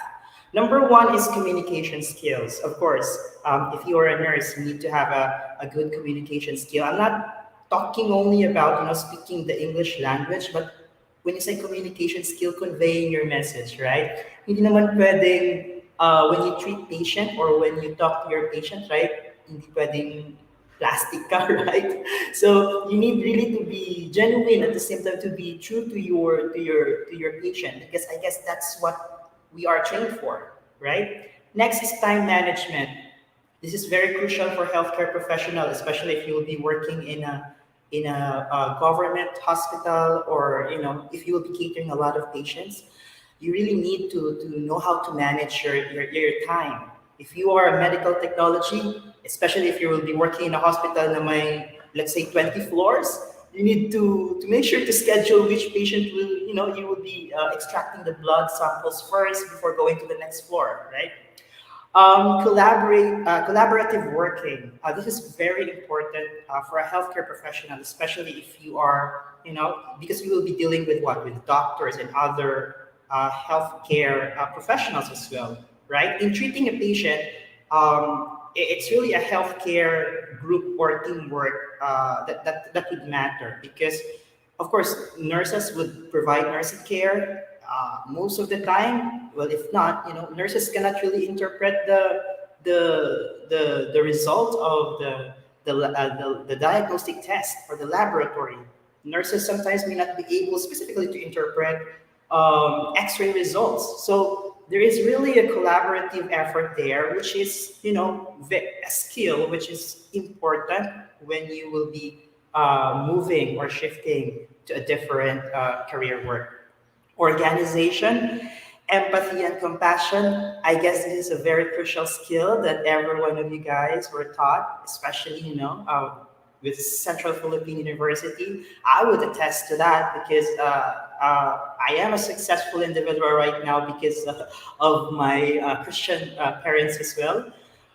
Problem solving skill, conflict resolution, effective listening, and emotional resilience. So these are the few skills that we can still use to generalize or to summarize all of these. These are actually soft skill, and these would determine your attitude and your professionalism, which is very crucial if you want to shift for a different career. Okay, next. So, what are the alternative jobs for healthcare workers? So, state healthcare inspecting. This is more on. So by the way, guys, these are the few examples of the career path that you may take. Okay, not necessarily like if you are a graduate of nursing, you will really work in the hospital. Yeah, I've tried working in the hospital before because I really want to apply and experience the theories that I've learned, but I ended as a recruitment manager of one of the business process outsourcing here in the city. So if you want the state healthcare inspecting, this is actually more of getting a career in a government setting. Like for example, you will be part of Department of Health, DSWD. You can still apply whatever you learn at school, taking care of patients. You will do more of admin tasks, but this is really highly related to your course. Writer. There are a lot of opportunities right now online. You can be a writer, or you can do a short article about healthcare. Your experience as well as a healthcare professional, and that could really give you a good pay. There is a lot of employers right now looking for either freelance or full-time writer as well. So if your passion, even if you are a graduate of nursing and your passion is really writing, blogging, for example, you can still use that skill, combined skill, in writing healthcare articles or journals. Insurance. Well, this is an emerging career right now, especially with the pandemic and the aftermath of COVID-19. Insurance company are quite aggressive. So you can also get a career in an insurance company either for sales or admin or back office support of insurance company. Consultants, well, as it speaks, if you have experience already, you can also, and if you want to have your own, to do work at your own space, and at your own time, you can be a consultant. And the pay is really good being a consultant. But for to be a consultant, you may be required to have a good experience, either in a hospital setting or in a direct patient care. Okay, next, staffing agency. Staffing agency, what do you mean by this? You can be a recruiter, okay? You can be, especially, I don't know if you are familiar, siguro familiar kayo sa mga recruitment agency, what do you call this, na on board ng mga nurses abroad, medical technologies abroad. So you can be part of that staffing agency because you have a background in healthcare and you are a graduate of a healthcare course. So basically, you know the skills required for the position. So this is really a good option as well for you guys. If you want to, to be part of an agency that provides opportunity to others. Next is staff educator. When you say, instructor. When you say instructor, of course, I understand that we have as well your professors with you right now, your teachers. So you can be a teacher as well. I mean, you can be an instructor as well, and you can develop the next generation. You can teach the next generation with, the expertise that you gain from your school or from your work. Next is staff educator. When you say staff educator, this is really different from being an instructor. Staff educator is just like being a trainer.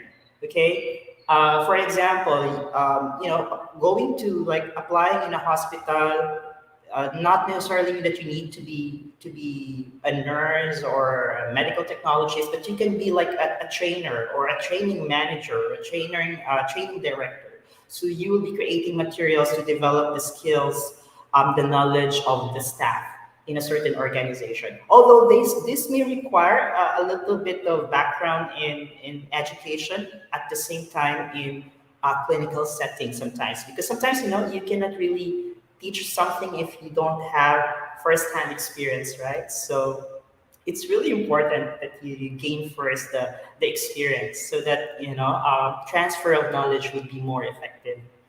Pharmaceutical sales representative.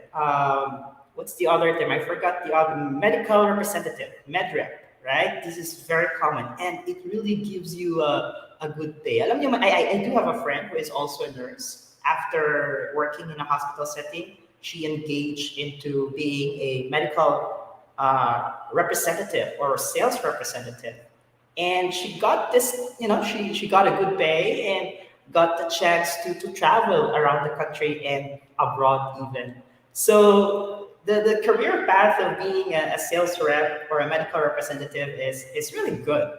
It's really good. And she was able to buy her own car and currently has her own house as well. Okay, but it's a little bit challenging because you need to be for being in a sales as a sales or med rep. You need to be persistent. You need to be patient. You need to be really hardworking so that you would be able to to achieve your targets. Clinical informatics. This is more of if you are a person who is more of a techie kind of person, loves technology. This is an emerging career in the Philippines, but abroad is really in demand.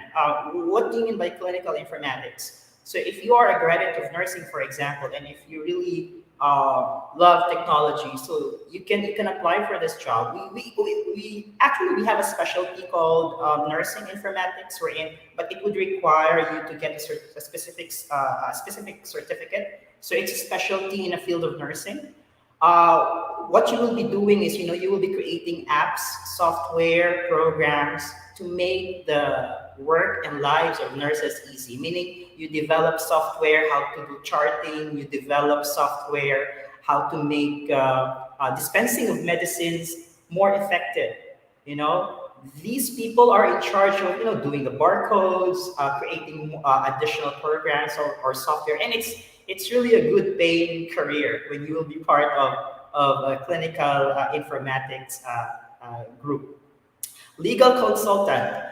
Well, of course, even though you are a healthcare or an allied science graduate, you can also be part of a legal team. And yes, you can apply your expertise in healthcare. And I'm not only referring to nurses, but to all graduates of allied science course. Your expertise in the field of healthcare would sometimes be needed. That's why some of healthcare professionals are engaged into legal as a legal consultant. And you give your expertise, you give your opinion, you give your analysis, and they will really give you a big sum of money for that. And lastly, customer service for healthcare. This is one of the options that we have right now. Like, for example, for HGS Healthcare, we are currently hiring for customer service for healthcare. What you will be doing is that, of course, you will be providing customer service to patients, to doctors, and to nurses. So you will serve as like a back office of a hospital or of an insurance company and the likes. So these are the few jobs available or alternative jobs or career for everyone.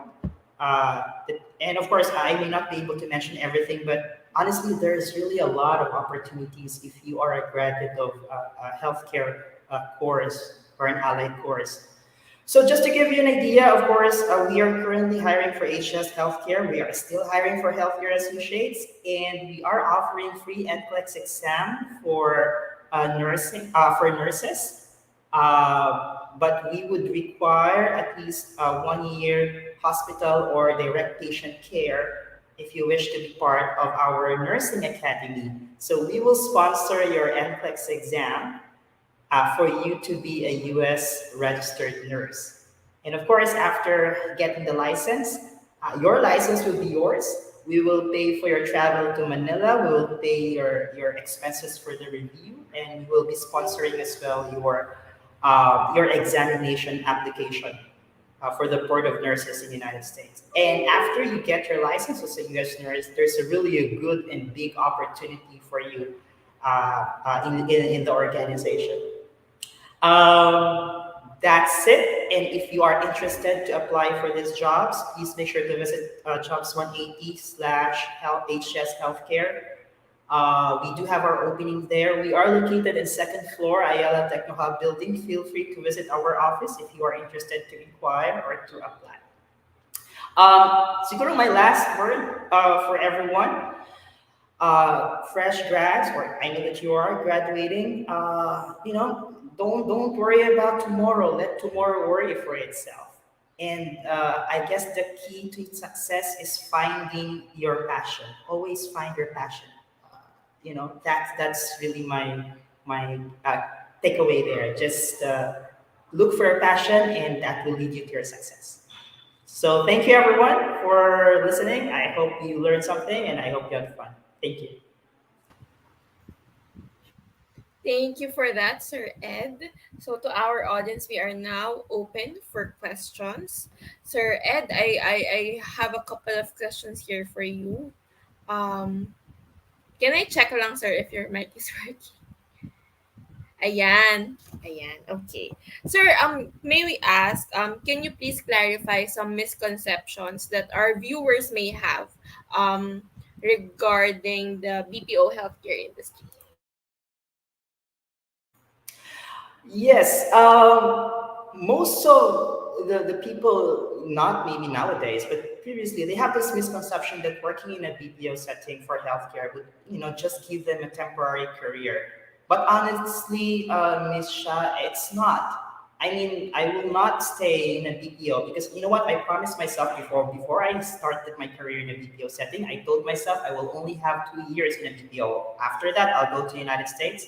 I have my aunt there, or Canada as well. I have my family there and work as a nurse. And I guess that would really give me more, green bills, right? But it's not. I mean, in a span of 1 year and 2 years, I was really promoted in this setup, and I could really see a progression in my career. And I started in my current company as a specialist, as an associate, but right now I'm a manager. So that's really the big misconception of certain individuals when working in a BPO. You have really a big career, especially if you are handling healthcare account. Healthcare really is a basic necessity, right? So your career will not really be limited to being as a call center agent or so, but there's really more opportunity waiting for you. Thank you for that, Sir Ed. So next question. For fresh grads, what are skills that are necessary to land or to succeed in the BPO healthcare industry? Like, Yes, the key there is like commitment and passion. That's the only thing that we're looking for. Yes, it may help. It's an advantage if you can really speak well or communicate well using the English language because most of our customers are located in the United States. But really, it's more about attitude, really. So if you're a person with commitment, when you say commitment, it's not about the duration of your stay in a company, but it's more about what are your plans. And that's the trickiest question always I ask to fresh graduates. What are your plans? I know because as a fresh graduates, especially in the generation right now, they do feel that sometimes they are not so sure what they want to do with their career. And if you are a committed person, before you get into interview, you should always ask yourself, what do you want to happen? maybe in the next 2 years or 3 years. And is our organization part of that plan? So I guess that's the key thing there that they need to remember. Thank you for that, Sir Ed. So we have a certificate here, prepared by the Central Philippine University. So this is the certificate of appreciation awarded to Sir Edgar Cababasay of HGS Healthcare for sharing your valuable time and expertise as resource speaker during the pre-employment orientation webinar for entrance readiness, Power into the Workforce session and Marketing Me Live on June 2, 2022. Signed by Ma'am Ruela Cheyenne C. Aberia, Job Placement Officer and Peso Manager. Ma'am Raquel L. Policeo, RGC, ED, Director for Guidance Services Center. Sir Kim Chua, Managing Director for JobStraining.com, and Dr. Esther Rose A. Romarate, PhD, Vice President for Student Affairs. Sir Ed will just send this to you via email. Thank you for joining us, Sir Ed, Thank and for you. sharing your time po with our students. Ayan. So thank you, Sir Ed. Have a great day. Ayan. So to our audience, we have one last topic to discuss today. So that is online applications using the resume link. We have Sir Kim Chua to discuss that. So Sir Kim is the managing director of jobs180.com. He has 20 years of experience in sales, marketing, business development, customer service, operations and business process, and human resources. He is a trusted resource speaker and he has done over 1,000 career development seminars in more than 400 plus colleges and universities nationwide. Sir Kim, if you're ready, the floor is yours. Please take it away. Allow me to share to you how to make a job-winning resume. Yan. A lot of you are now looking for a job and exploring for the next chapter in your life. I hope that this session will be able to help you. No, not only you, but the people that you know that needs help in terms of how to make a job-winning resume. Yan. So yan na tinatawag natin resume link. A lot of platforms right now, mga online platforms are being offered left and right. But for you to know paano to magiging job-winning tool or job-winning resume to, meron akong checklist. So go with me, no, with all these checklists. Your checklist should include the following. Number one, kailangan mag-stand out ka. When you look for a job, you have to be able to stand out. Because if you're not going to be able to stand out, then I think you'll just be part of the crowd. You'll be one of the next applicant na wala lang, na hindi mapapansin. Another thing that should be in your checklist is that you should only have one file. Hindi dapat maraming files na iba-iba sinesend sa mga companies. Mas maganda, isang file lang para pag sinend mo, lahat ng details mo nandoon na. Another thing in your checklist is that it should make the process more efficient. Ibig sabihin, mas mabilis mag-submit, mas mabilis makita ng HR, at mas mabilis kayo makontak for possible next steps na or possible job offer na. Now, another thing in my checklist is that dapat tipid ito. Wala itong gastos. The tool that I will show you today, wala itong gastos. Libre po ito. At higit sa lahat, itong pinaka-importante sa lahat, this should be in your checklist. The tool should be secured. Okay? More than anything, importante talaga ang data. Pero ang data ninyo, dapat yung protectionan. And using this tool, this is the most secured resume kung tawagin. Bakit siya tinawag na most secured resume? Let me go through the next slides na. Okay? Ito ang tinatawag na resume link. Okay? A personalized URL for anyone can open online anytime. I will use an example para makarelate kayo. If you are John Santos, ang link mo or resume link mo pwede maging johnsantos.jobs180.com. Ganun lang kasimple. At yan na po ang resume link nyo. So how do you make one? Go with me through the 3 simple steps. First step is you have to register. Absolutely wala tong bayad. Libre po ito. How do you register? You go to the website of jobs180.com. That's www.jobs180.com at dun ka mag-register on the upper right side of your screen. Now, as you do that, you have to put the basic information. Okay? So, alam niyo na ano mga information yan. Hindi ko na isa-isa yan. babawasan nyo naman at alam nyo naman ano dapat ilagay. Now, as you create your account, you have to use a valid email. Okay? Now, before we go to the email, paalala ko lang, sa mga nag-isip sa inyo, paano kung hindi ako si John Santos, ano gagawin kong resume link? O yan, baka nag-isip kayo eh. So, if ever lang, meron kang kapangalan, okay, just to happen na may ibang John Santos na nauna sa inyo, ano mangyayari? Magkakaroon doon na red na box, sasabihin niya, this name has already been taken. Huwag kayong malungkot pag taken na, okay lang, just be creative. Pwede mo gawin, baliktarin mo. Gawin mo santosjohn.jobs1 80.com o kaya J Santos o kaya Santos J o kaya JS o kaya SJ. Depende kung ano gusto mo gawin. Basta importante, wala kang kapangalan. Okay? Wala kang kapareho. Now, when you do this, huwag kayong OA. Do not create yung mga ganong klaseng over creative na mga resume link because it doesn't look professional. Imagine submitting to a company with your resume link that says eljablo.jobs180.com. Hindi yan mukhang professional. Okay? Okay? Now, when you register, please use a valid email. Ito yung emphasis ko lang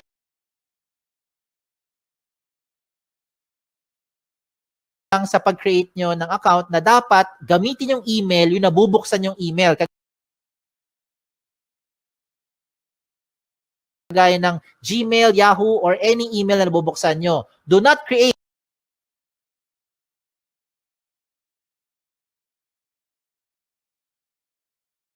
example lang yung mga email na kagaya ng ganito, patricia@facebook.com na email. Huwag kang gagamit ng joseph@facebook.com na email to register. In short, huwag mong gagamitin yung @facebook.com na email. Because if you use @facebook.com na email, you will no longer be able to receive notification being sent to you by the companies as well as jobs180.com. Importante po na nabubuksan nyo yung email nyo kasi kailangan mo i-verify yung account mo. Okay? It is very important that you verify your account as a proof na ikaw nag-register at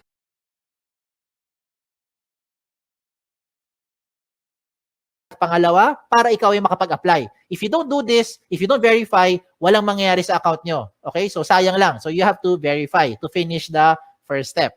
Okay? How do you verify? Just open your email, look for the link, click mo yung verify, you're done with the first step. Okay? Tapos na yung first step. Ano yung first step? Register. Wala tong bayad. Let's go to the second step. Ang second step, ang pinaka-logical sa lahat. Kailangan kumpletong detalye nyo. So how do you do that? You go back again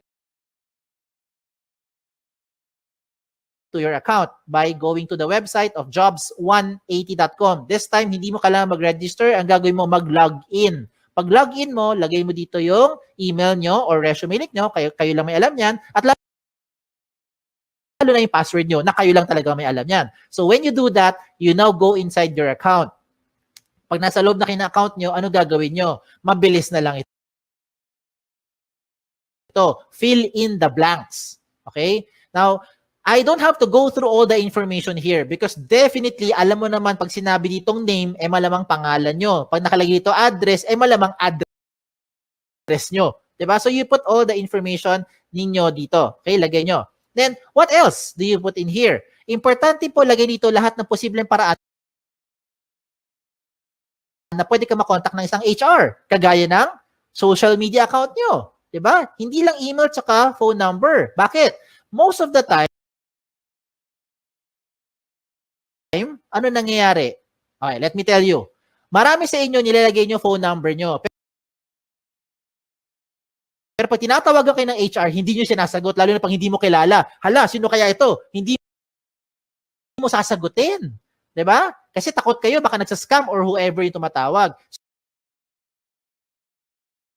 So, ano mangyayari sa mga HR? Mag-i-email kami ngayon sa inyo. But you don't open email more often than you open in your social media account. So I recommend lahat ng posibleng paraan na pwede ka makontak ng isang HR, ilagay mo dito. Kagaya ng mga Facebook nyo or Twitter nyo para mabilis ay makapag-PM, private message, makapag-invite for the next step. Okay? What else do you put here? You also put here your work options, yung mga work experience nyo. Pagdating po sa work options, you can see on the screen, you have 4 options na pwede nyo pagpilian. Parang switch lang yan. Yes, no switch, on, off switch. So you can choose here, example, looking for OJT, lagay mo yes if you're looking for OJT right now. And later on, pag hindi na, turn it off. Ilagay mo na no. Diba? So depende yan kung anong mas trip nyo or anong mas pasok dun sa hinahanap nyo right now.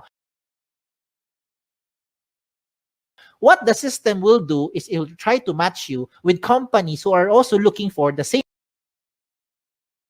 profile with what you have. Yan yung kagandahan ng tool natin. Hindi mo kailangan mag door-to-door para mag-submit ng resume link ninyo.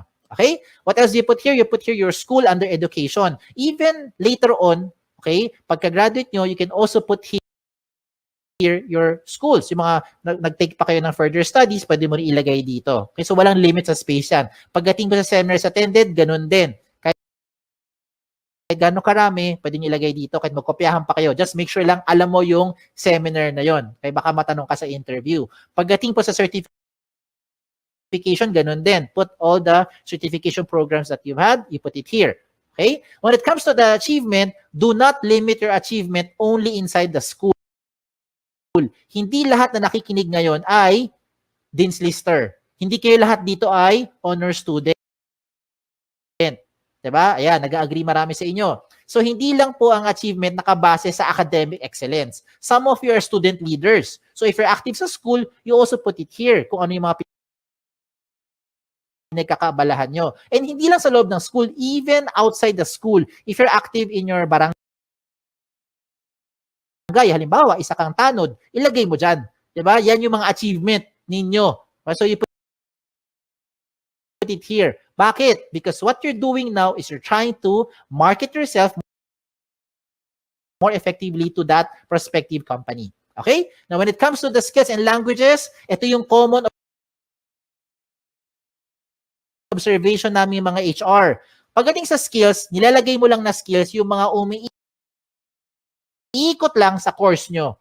Hindi porkat communication arts ang course mo, com arts lang ang skills na alam mo. Hindi porkat engineering ang course mo, ang alam mo lang na skill ay pang-engineering. Hindi porkat tourism or HRM ang course mo, ang alam mo lang na skill ay pang-tourism at pang-HRM. Maybe some of you are into multimedia, into photography, into videography, into something else, arts, crafts, whatever.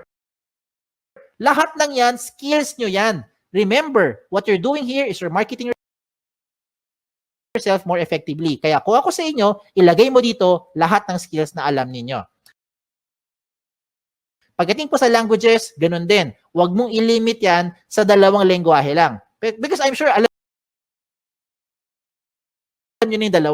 Kung 2 lang talaga alam nyo, din 2 lang. Ano tong 2 to? English and Tagalog or Filipino. Okay? Now, if you know other local dialect, Bisaya, Kapampangan, Sabacano, Ilonggo, you can also put it here. If you know foreign languages, German, French, Chinese, Japanese, diba, Korean, pwede mo ilagay dyan. Okay? Walang limit sa space yan. When it comes to the references, sigurado ko yung mga references nyo, kilala nyo. Ang malaking tanong dito kayo ba'y kilala nila? Sana oo, di ba? Kasi madalas pag tumatawag kami sa mga references nyo, hindi kayo maalala. So please tell them, ginawa nyo silang reference para at least they know what to tell about you. Okay? Now at this point, to make your life easier, kung sakali lang nakagawa ka na ng resume nyo in your Word file or maybe in your doc file, depende kung anong file nyo, PDF file, whatever file you have. Kung nakagawa ka na ng resume nyo, simple na lang. Just copy all the information inside dito. No? Ilagay mo sa loob ng resume link. Just transfer them here inside the resume link para maging secured yung data nyo. Okay? Kung bakit secured, I'll tell you as we go along. Okay? So yung mga sinabi ko, I think alam nyo na yan. Alam niyo na yan. Okay? Itong mga susunod kong papakita, ito yung mga amazing na portion. Let me start with the portfolio section. Ano yung portfolio section? This is the part where you now upload evidence of your skills. Example, ano ebidensya na graduate na kayo later on? Diploma, di ba? Transcript, ano pa? Toga? Hindi ebidensya yung toga. Okay? Kung ano man meron nyo, di ba? Certificate, diploma, yan, ebidensya yan. Okay? Kung transcript of records is evidence na graduate na kayo. Ano ebidensya na wala kayong criminal record? NBA clearance, police clearance. Diba? Ano ebidensya na pwede ka pumunta sa ibang bansa? Passport, visa, lahat ng mga sinasabi mong mga skills mo or yung mga what you're claiming that you know, you can now support them here sa portfolio section by showing those documents. Diba? Anong ebidensya na ikaw ay healthy? Meron kang medical clearance. Anong ebidensya na pwede kang mag-drive ng sasakyan? Meron kang driver's license. O, diba? So, gets nyo na yung sinasabi ko. Ang point ko lang is, you can now put the things here to support yung claim nyo of your skills. Now, you're starting to think, Sir, kung pare-pareho naman kaming graduate sa school namin, pare-pareho kami magkakaklase, same yung course namin, same yung school, same yung teachers, same yung curriculum, pare-pareho lang naman kami lahat, walang experience sa trabaho, how will we stand out? Ayan, di ba? Okay. Ito ngayon yung isang magandang recommendation ko sa inyo on how you now stand out. You get your smartphones. Kunin mo yung mga smartphones nyo. Kung wala, manghiram sa kaibigan. Okay, hiram mo sa kaibigan mo. I-record mo yung selfie video mo. You say something interesting about yourself. Record it in about 30 seconds to 1 minute lang. Huwag na masyadong mahaba. Ano gagawin mo? Pretend that you are being interviewed by the HR. So you answer basic questions like, tell me something about yourself. O, di ba? Ano yung mga gasgas sa tanong natin? Why should we hire you? O, di ba? Just imagine na tinanong ka ng HR at sasagutin mo na lang siya. Ang maganda lang ngayon, recorded mo. So kung di mo type yung sagot, edi-delete mo. Pag type mo, you save it. Then upload it sa YouTube or sa Vimeo. Maraming mga video channel na libre, mga video converter sa online. Hanapin mo lang. And when you're done, you put that video link doon sa portfolio section nyo. O, di ba? This time, it will definitely make you stand out because depende na to sa diskarte mo on how you're going to present yourself. Okay? So, I leave it up to you on how you do that. Now, another thing for you to do, na sure akong hindi to makokopya ng classmate mo, ay yung picture mo. Diba? So, you put your profile picture here. Now, when it comes to the picture, hindi kailangan sobrang formal na formal. Hindi kailangan pumunta sa studio. Huwag na kayo gumastos. Ang importante dito, tumingin kayo sa camera. Plain background. Okay? Plain background, tumingin kayo sa camera. Wear something, of course. Wear something decent. Okay? Do not upload profile pictures that look like the right side of your screen. Yung mga sample na yan, hindi po maganda example yan. Okay? So, huwag kayo maglagay ng mga ganun kasi mga sample na profile picture. Now, another good thing pa that will make you stand out using the resume link is your cover photo. Yes, a picture paints 1,000 words. Yan ang kasabihan na very, very applicable dito. A lot of you who are listening today, hindi kayo gifted with writing skills. Hirap kayo i-express ang inyong feelings at inyong thoughts into words. Hindi mo ma-type, hindi mo ma-sulat. Tama? Hirap tayo eh. Bakit? Hindi natural sa atin yan. Pero pagdating sa picture, kayang-kaya mo i-express yung inyong personality. Look at the examples I'm showing you. Look at the one on the left. Ano siya? Isa siyang ophthalmologist or optometrist. Sabi naman ng iba, eye expert. Di ba? Ina sa kanan, ano siya? Sabi ng iba, sir, parang IT. Sir, techie siguro kasi maraming gadget, pati stapler, gadget niya. Di ba? O sabi ng iba naman, sir, parang makalat. O depende na kung how you are going to interpret it. But now, the way I see it, itong taong to, multitasker. Okay? Another good example I'm showing you is this one. Someone from psychology, someone from neurologist, or maybe someone who knows left and right. Ganun lang kasimple. No? So depende yan how you're going to express yourself. Okay? Another good example pa, ito. Itong person na to, ang gusto niya sabihin, there's no shortcut to success. You will be able to reach your goal by taking one step at a time. O, di ba? So I'm showing you good examples. Hindi yan member na Akit Bahay Gang. Hindi rin po yan social climber, in case that's what you're thinking. So kung nagpakita ko ng magaganda example, I will also show you yung mga hindi magandang example para wag niyong gagayahin. Huwag kayong magpapaka-misteryoso. Okay? Make sure you put your picture there. Okay? Kasi maraming pangalan ngayon interchangeable. Ako mismo, guilty ako dyan. My name is Kim. A lot of people think babae ako. Ako rin mismo, napagkakamala ko yung mga aplikante, nakita ko, Chris, George, Alex, Sam. O, diba? Minsan isipin ko, Joey, lalaki. Yung pala, babae. Diba? So you better put your picture there para at least alam ng HR who to expect. Okay? Now, when you make your resume link, dapat may laman talaga yan. Kasi kung walang laman yan, ganyan itsura niyan, blanco. And how do you expect companies will look, or HR from companies will look at your profile if you submit to them resume links that look like this? It's like submitting a piece of a paper, bond paper, or long bond paper, short bond paper na walang laman except pangalan mo. And that's the same as this one. So hindi yan papansinin ng mga HR for sure. Okay? Sayang lang oras nyo tsaka oras ng HR. Kailangan attractive. Okay? When I say attractive or catchy, do not overdo it naman. Now, this is just in my opinion. In my opinion, I think this one is not a good example. Kasi ang dating niya parang tamad, parang happy-go-lucky, parang chill-chill lang, no? Parang gano'n na dating. So, I leave it up to you on how you be, expressing yourself na dito. Okay? So, sa mga personality nyo. Alam niyo na, anong dapat yung gawin at hindi yung dapat gawin.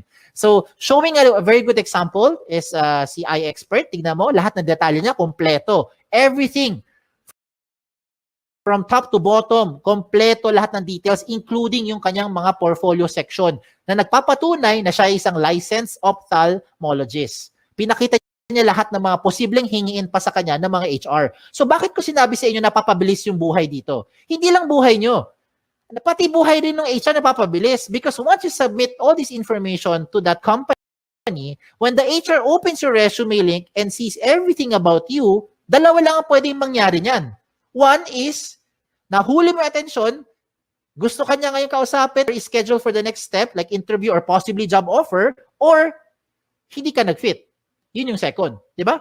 Para at least, ang maganda rito, hindi na pabalik-balik, hindi na siya tatawag para sabihin, hello ma'am, meron ka bang evidence na graduate ka na talaga sa school na yan? Can you send me your transcript? Di ba? Can you send me yung mga evidence or yung mga sample skills or sample work mo kasi you are in IT or in graphic design? Di ba? Gets mo ibig ko sabihin? Wag nang pabalik-balik, sayang yung oras. Okay? Time is of the essence, lalo na ngayon. So you put everything there, at least pag nakita ng HR, diretso na kagad sa pagprocess sa inyo. Okay? A lot of you are now thinking, Sir, pag gumawa ako ng resume link at nilagay ko lahat ng information ko dyan, baka naman yung mga data ko nakakalat na sa buong mundo. Baka naman yung mga information ko nakalantad na sa buong internet. The answer is, no. Kaya nga siya tinawag na the most secured resume. Okay? Bakit siya tinawag na most secured resume? Because you have the ultimate control over your privacy settings. Follow the screen. Inside your dashboard, when you log in, you can go to your settings. Sa settings mo, to be specific, puntahan mo yung privacy settings. In your privacy settings, you choose the information that you want to show in public. Halimbawa lang you do not want to show your birthday. What do? Turn it off. Ayaw mo pakita yung address mo. What do? Turn it off. Ayaw mo pakita ang inyong references. What do? Turn it off. So lahat na naka-off, hindi lalabas sa public. At sino may control niyan? Kayo lang. O, di ba? Ang maganda pa rito, real-time update yan. Halimbawa, today, you decide not to show your birthday, your address, and references. And then 5 minutes later, you decide, sige, pakita ko na nga birthday ko. Turn it on.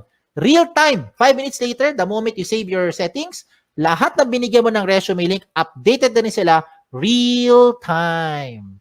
As in real-time. Di ba? Ayos, di ba? Sige, tuloy natin. Tuloy pa natin to. So, reminders ko na lang sa mga late na dumating or kakakinig lang, when you make your resume link, make sure that your profile is interesting interesting, and attractive. Okay? Wag OA. Iba yung over naman yun. No? Wag naman ganun. So, make sure it's attractive, it's catchy. Complete all the information, especially your contact details. Kasi sayang naman lahat ng ginawa mo, nahuli mo attention, hindi ka makontak ng HR. So, better make sure nandyan yung mga contact details na updated. Okay? So, yan. So, tapos na tayo sa 2 steps. Last step na lang. Ano yung first step? Recap lang.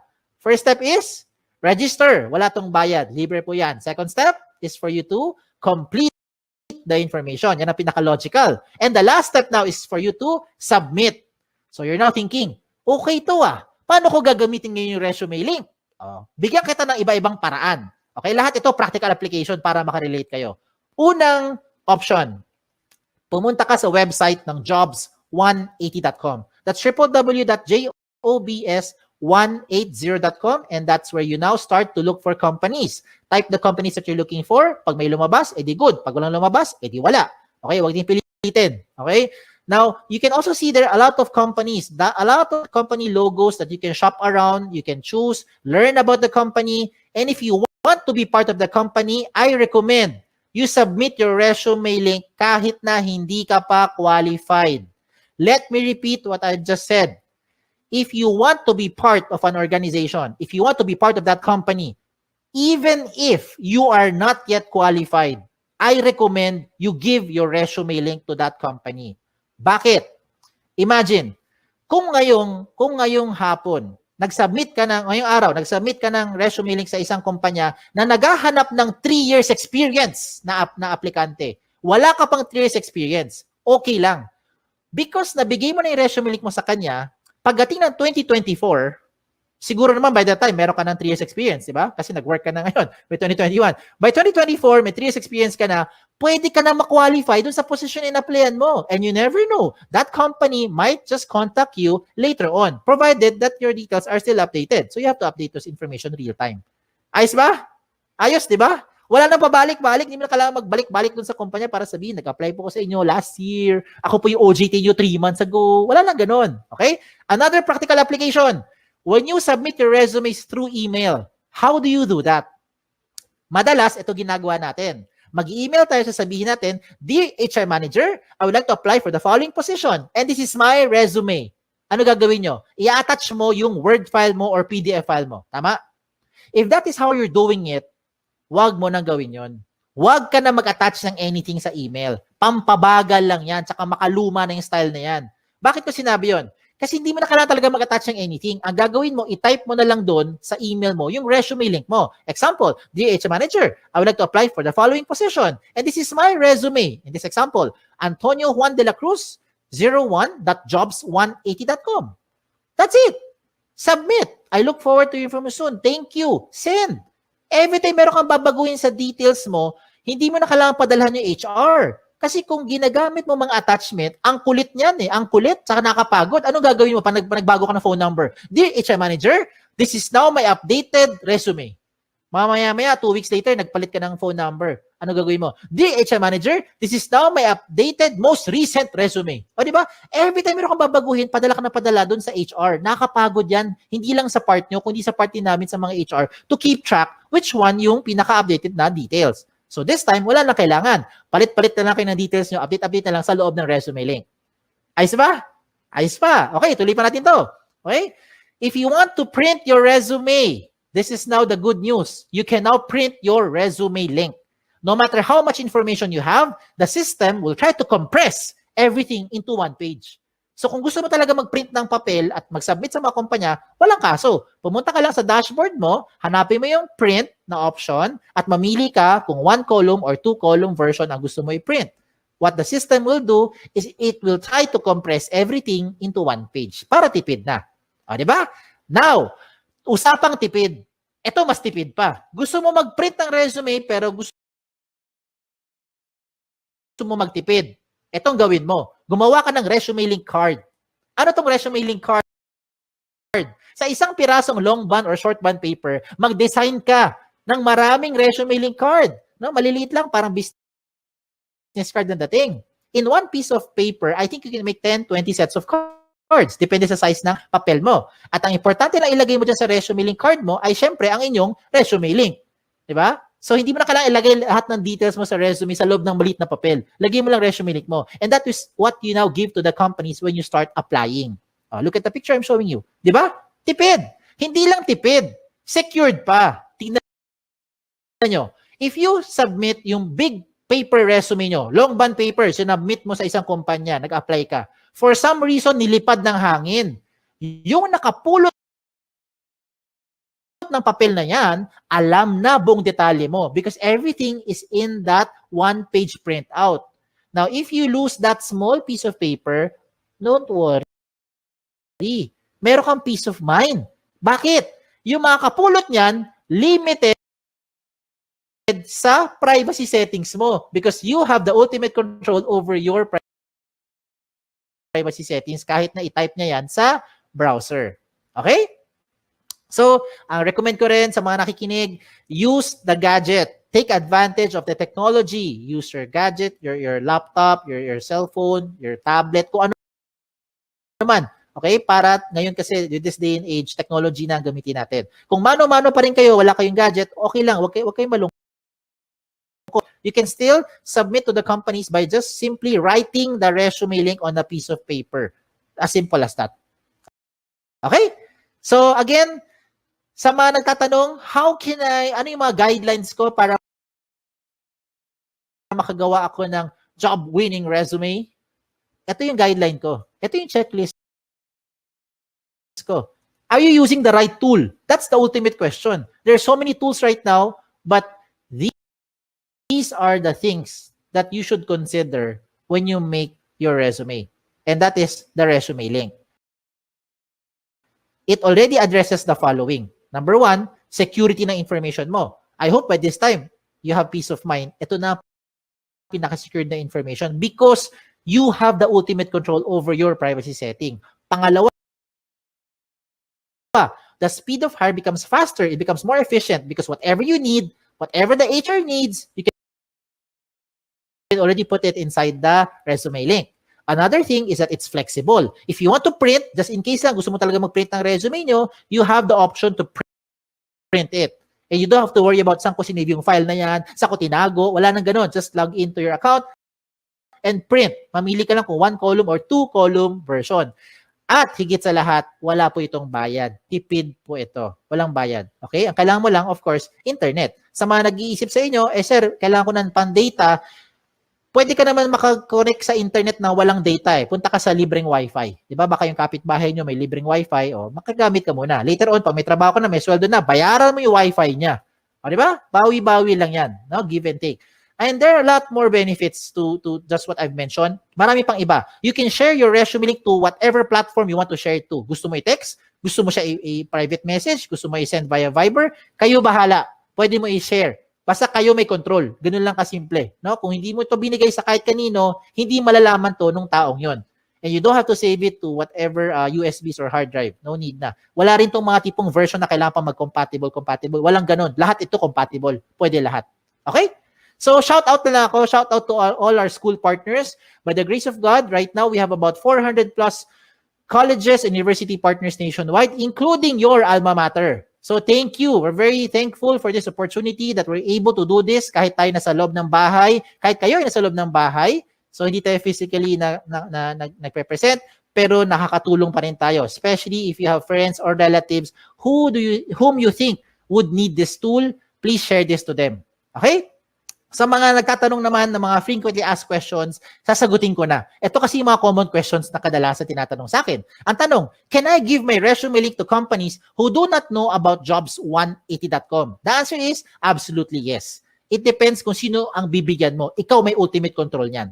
Okay? Pangalawang question, is this the same as other job platform like LinkedIn, JobStreet, iba pang mga job site? The answer is no. Meron tong dalawang major difference. Yes. Lalo na pagdating sa security. Okay. Of course, explain lang ako Okay. With respect to the other sites that I've mentioned, let me just use JobStreet as an example para lang mas makarelate, no? Para makarelate. You can only use JobStreet resume if you're applying to companies who are also using JobStreet. If you're applying to a company who is not using JobStreet, you cannot use your JobStreet resume anymore. With your resume link, you can use this to any type of company, any platform, wherever they are. Kahit sa loob ng Pilipinas or sa labas ng Pilipinas, pwede mong applyan. Kahit hindi niya alam ang Jobs 180, basta alam niya ang resume link mo, pwede niya mabuksan ang profile at makita according to your settings. That's the first difference. Pangalawang difference, kung nabigay mo na, kung na-submit mo na ang job street resume mo sa isang company, wala ka nang pwedeng baguhin. Lahat ng data mo nandun na yan sa HR. Yes.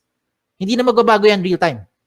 With your resume link, na-submit mo today, mali pala number mo, na-submit mo today, mali pala yung spelling mo, you can always edit it.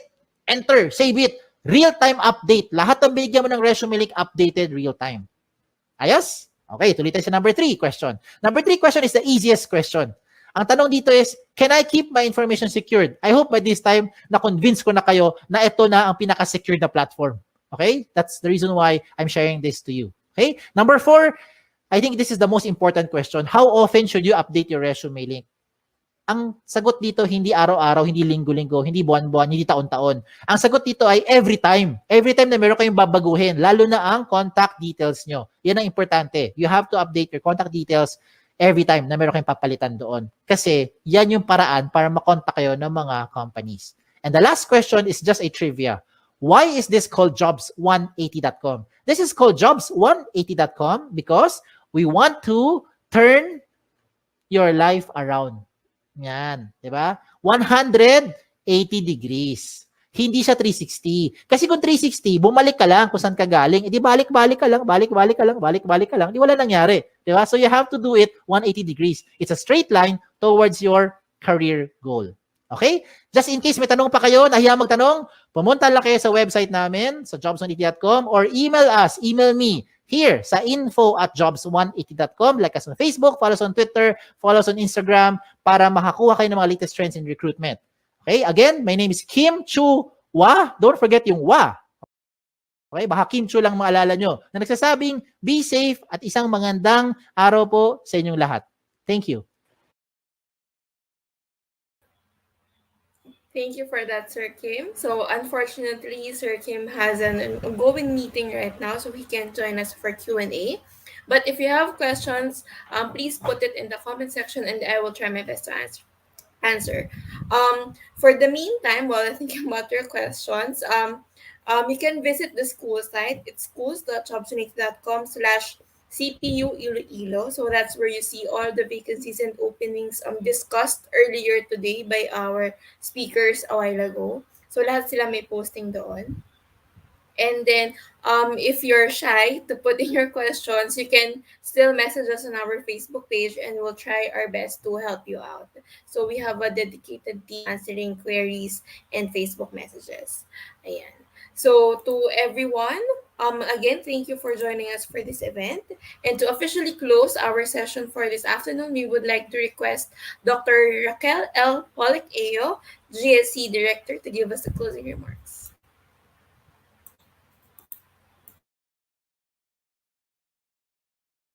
Good morning, everyone.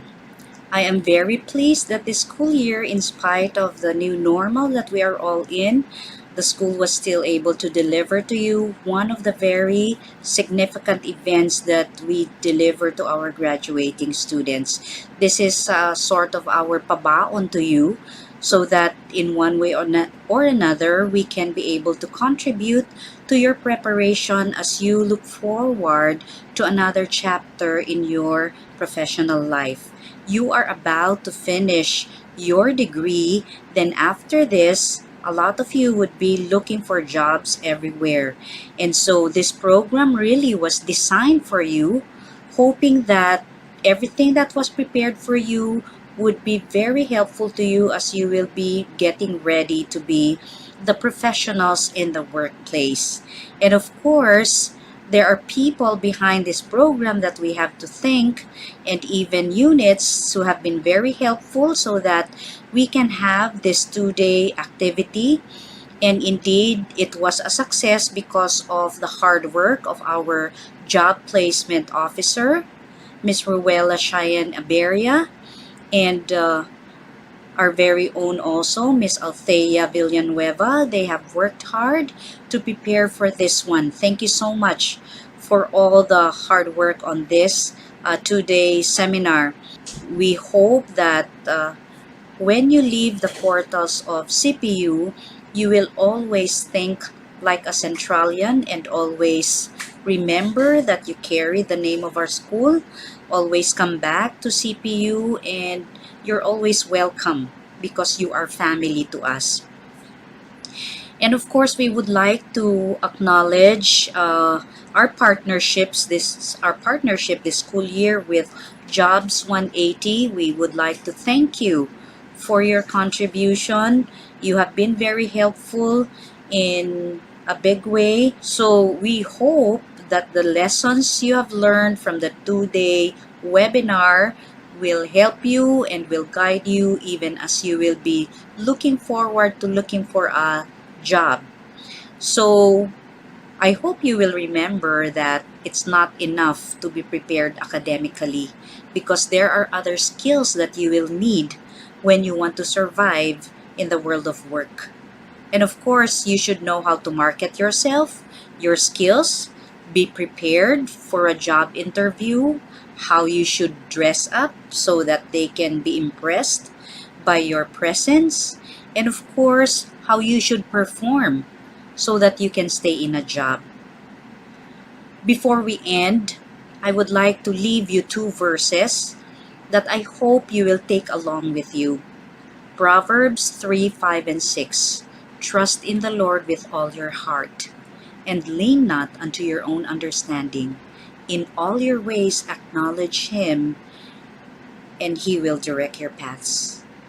Again, we can have all the degrees, all the skills in the world, but if God is left out in the formula, life is going to be difficult. So I do hope that you also learn to lean on the Lord, who is the sole author of our life and giver of talents and gifts that you can use so that you can be productive in the society. God bless you all, and congratulations.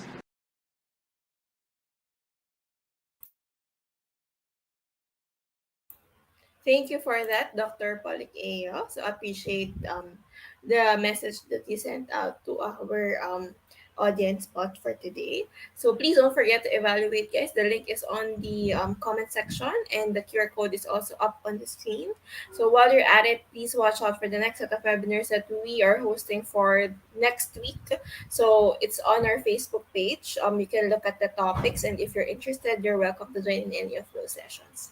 So with that, our session ends today. So please watch out for the next event that we're hosting for CPU. And we'll see you tomorrow for the people who will be watching us tomorrow. So thank you guys and have a great afternoon. Stay safe.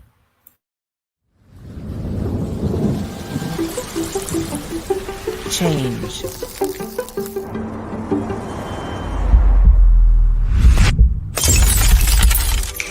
It happens when you least expect it, but also when you embrace it. At Accenture, we help the world's biggest brands thrive through change.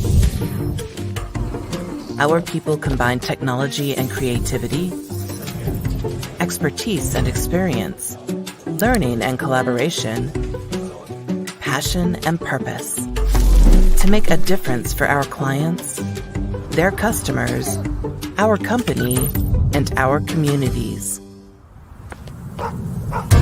Behind every great change is a great human. Bring your skills, your curiosity, and your true self to your work every day. Let's do incredible things. Let's deliver on the promise of technology and human ingenuity.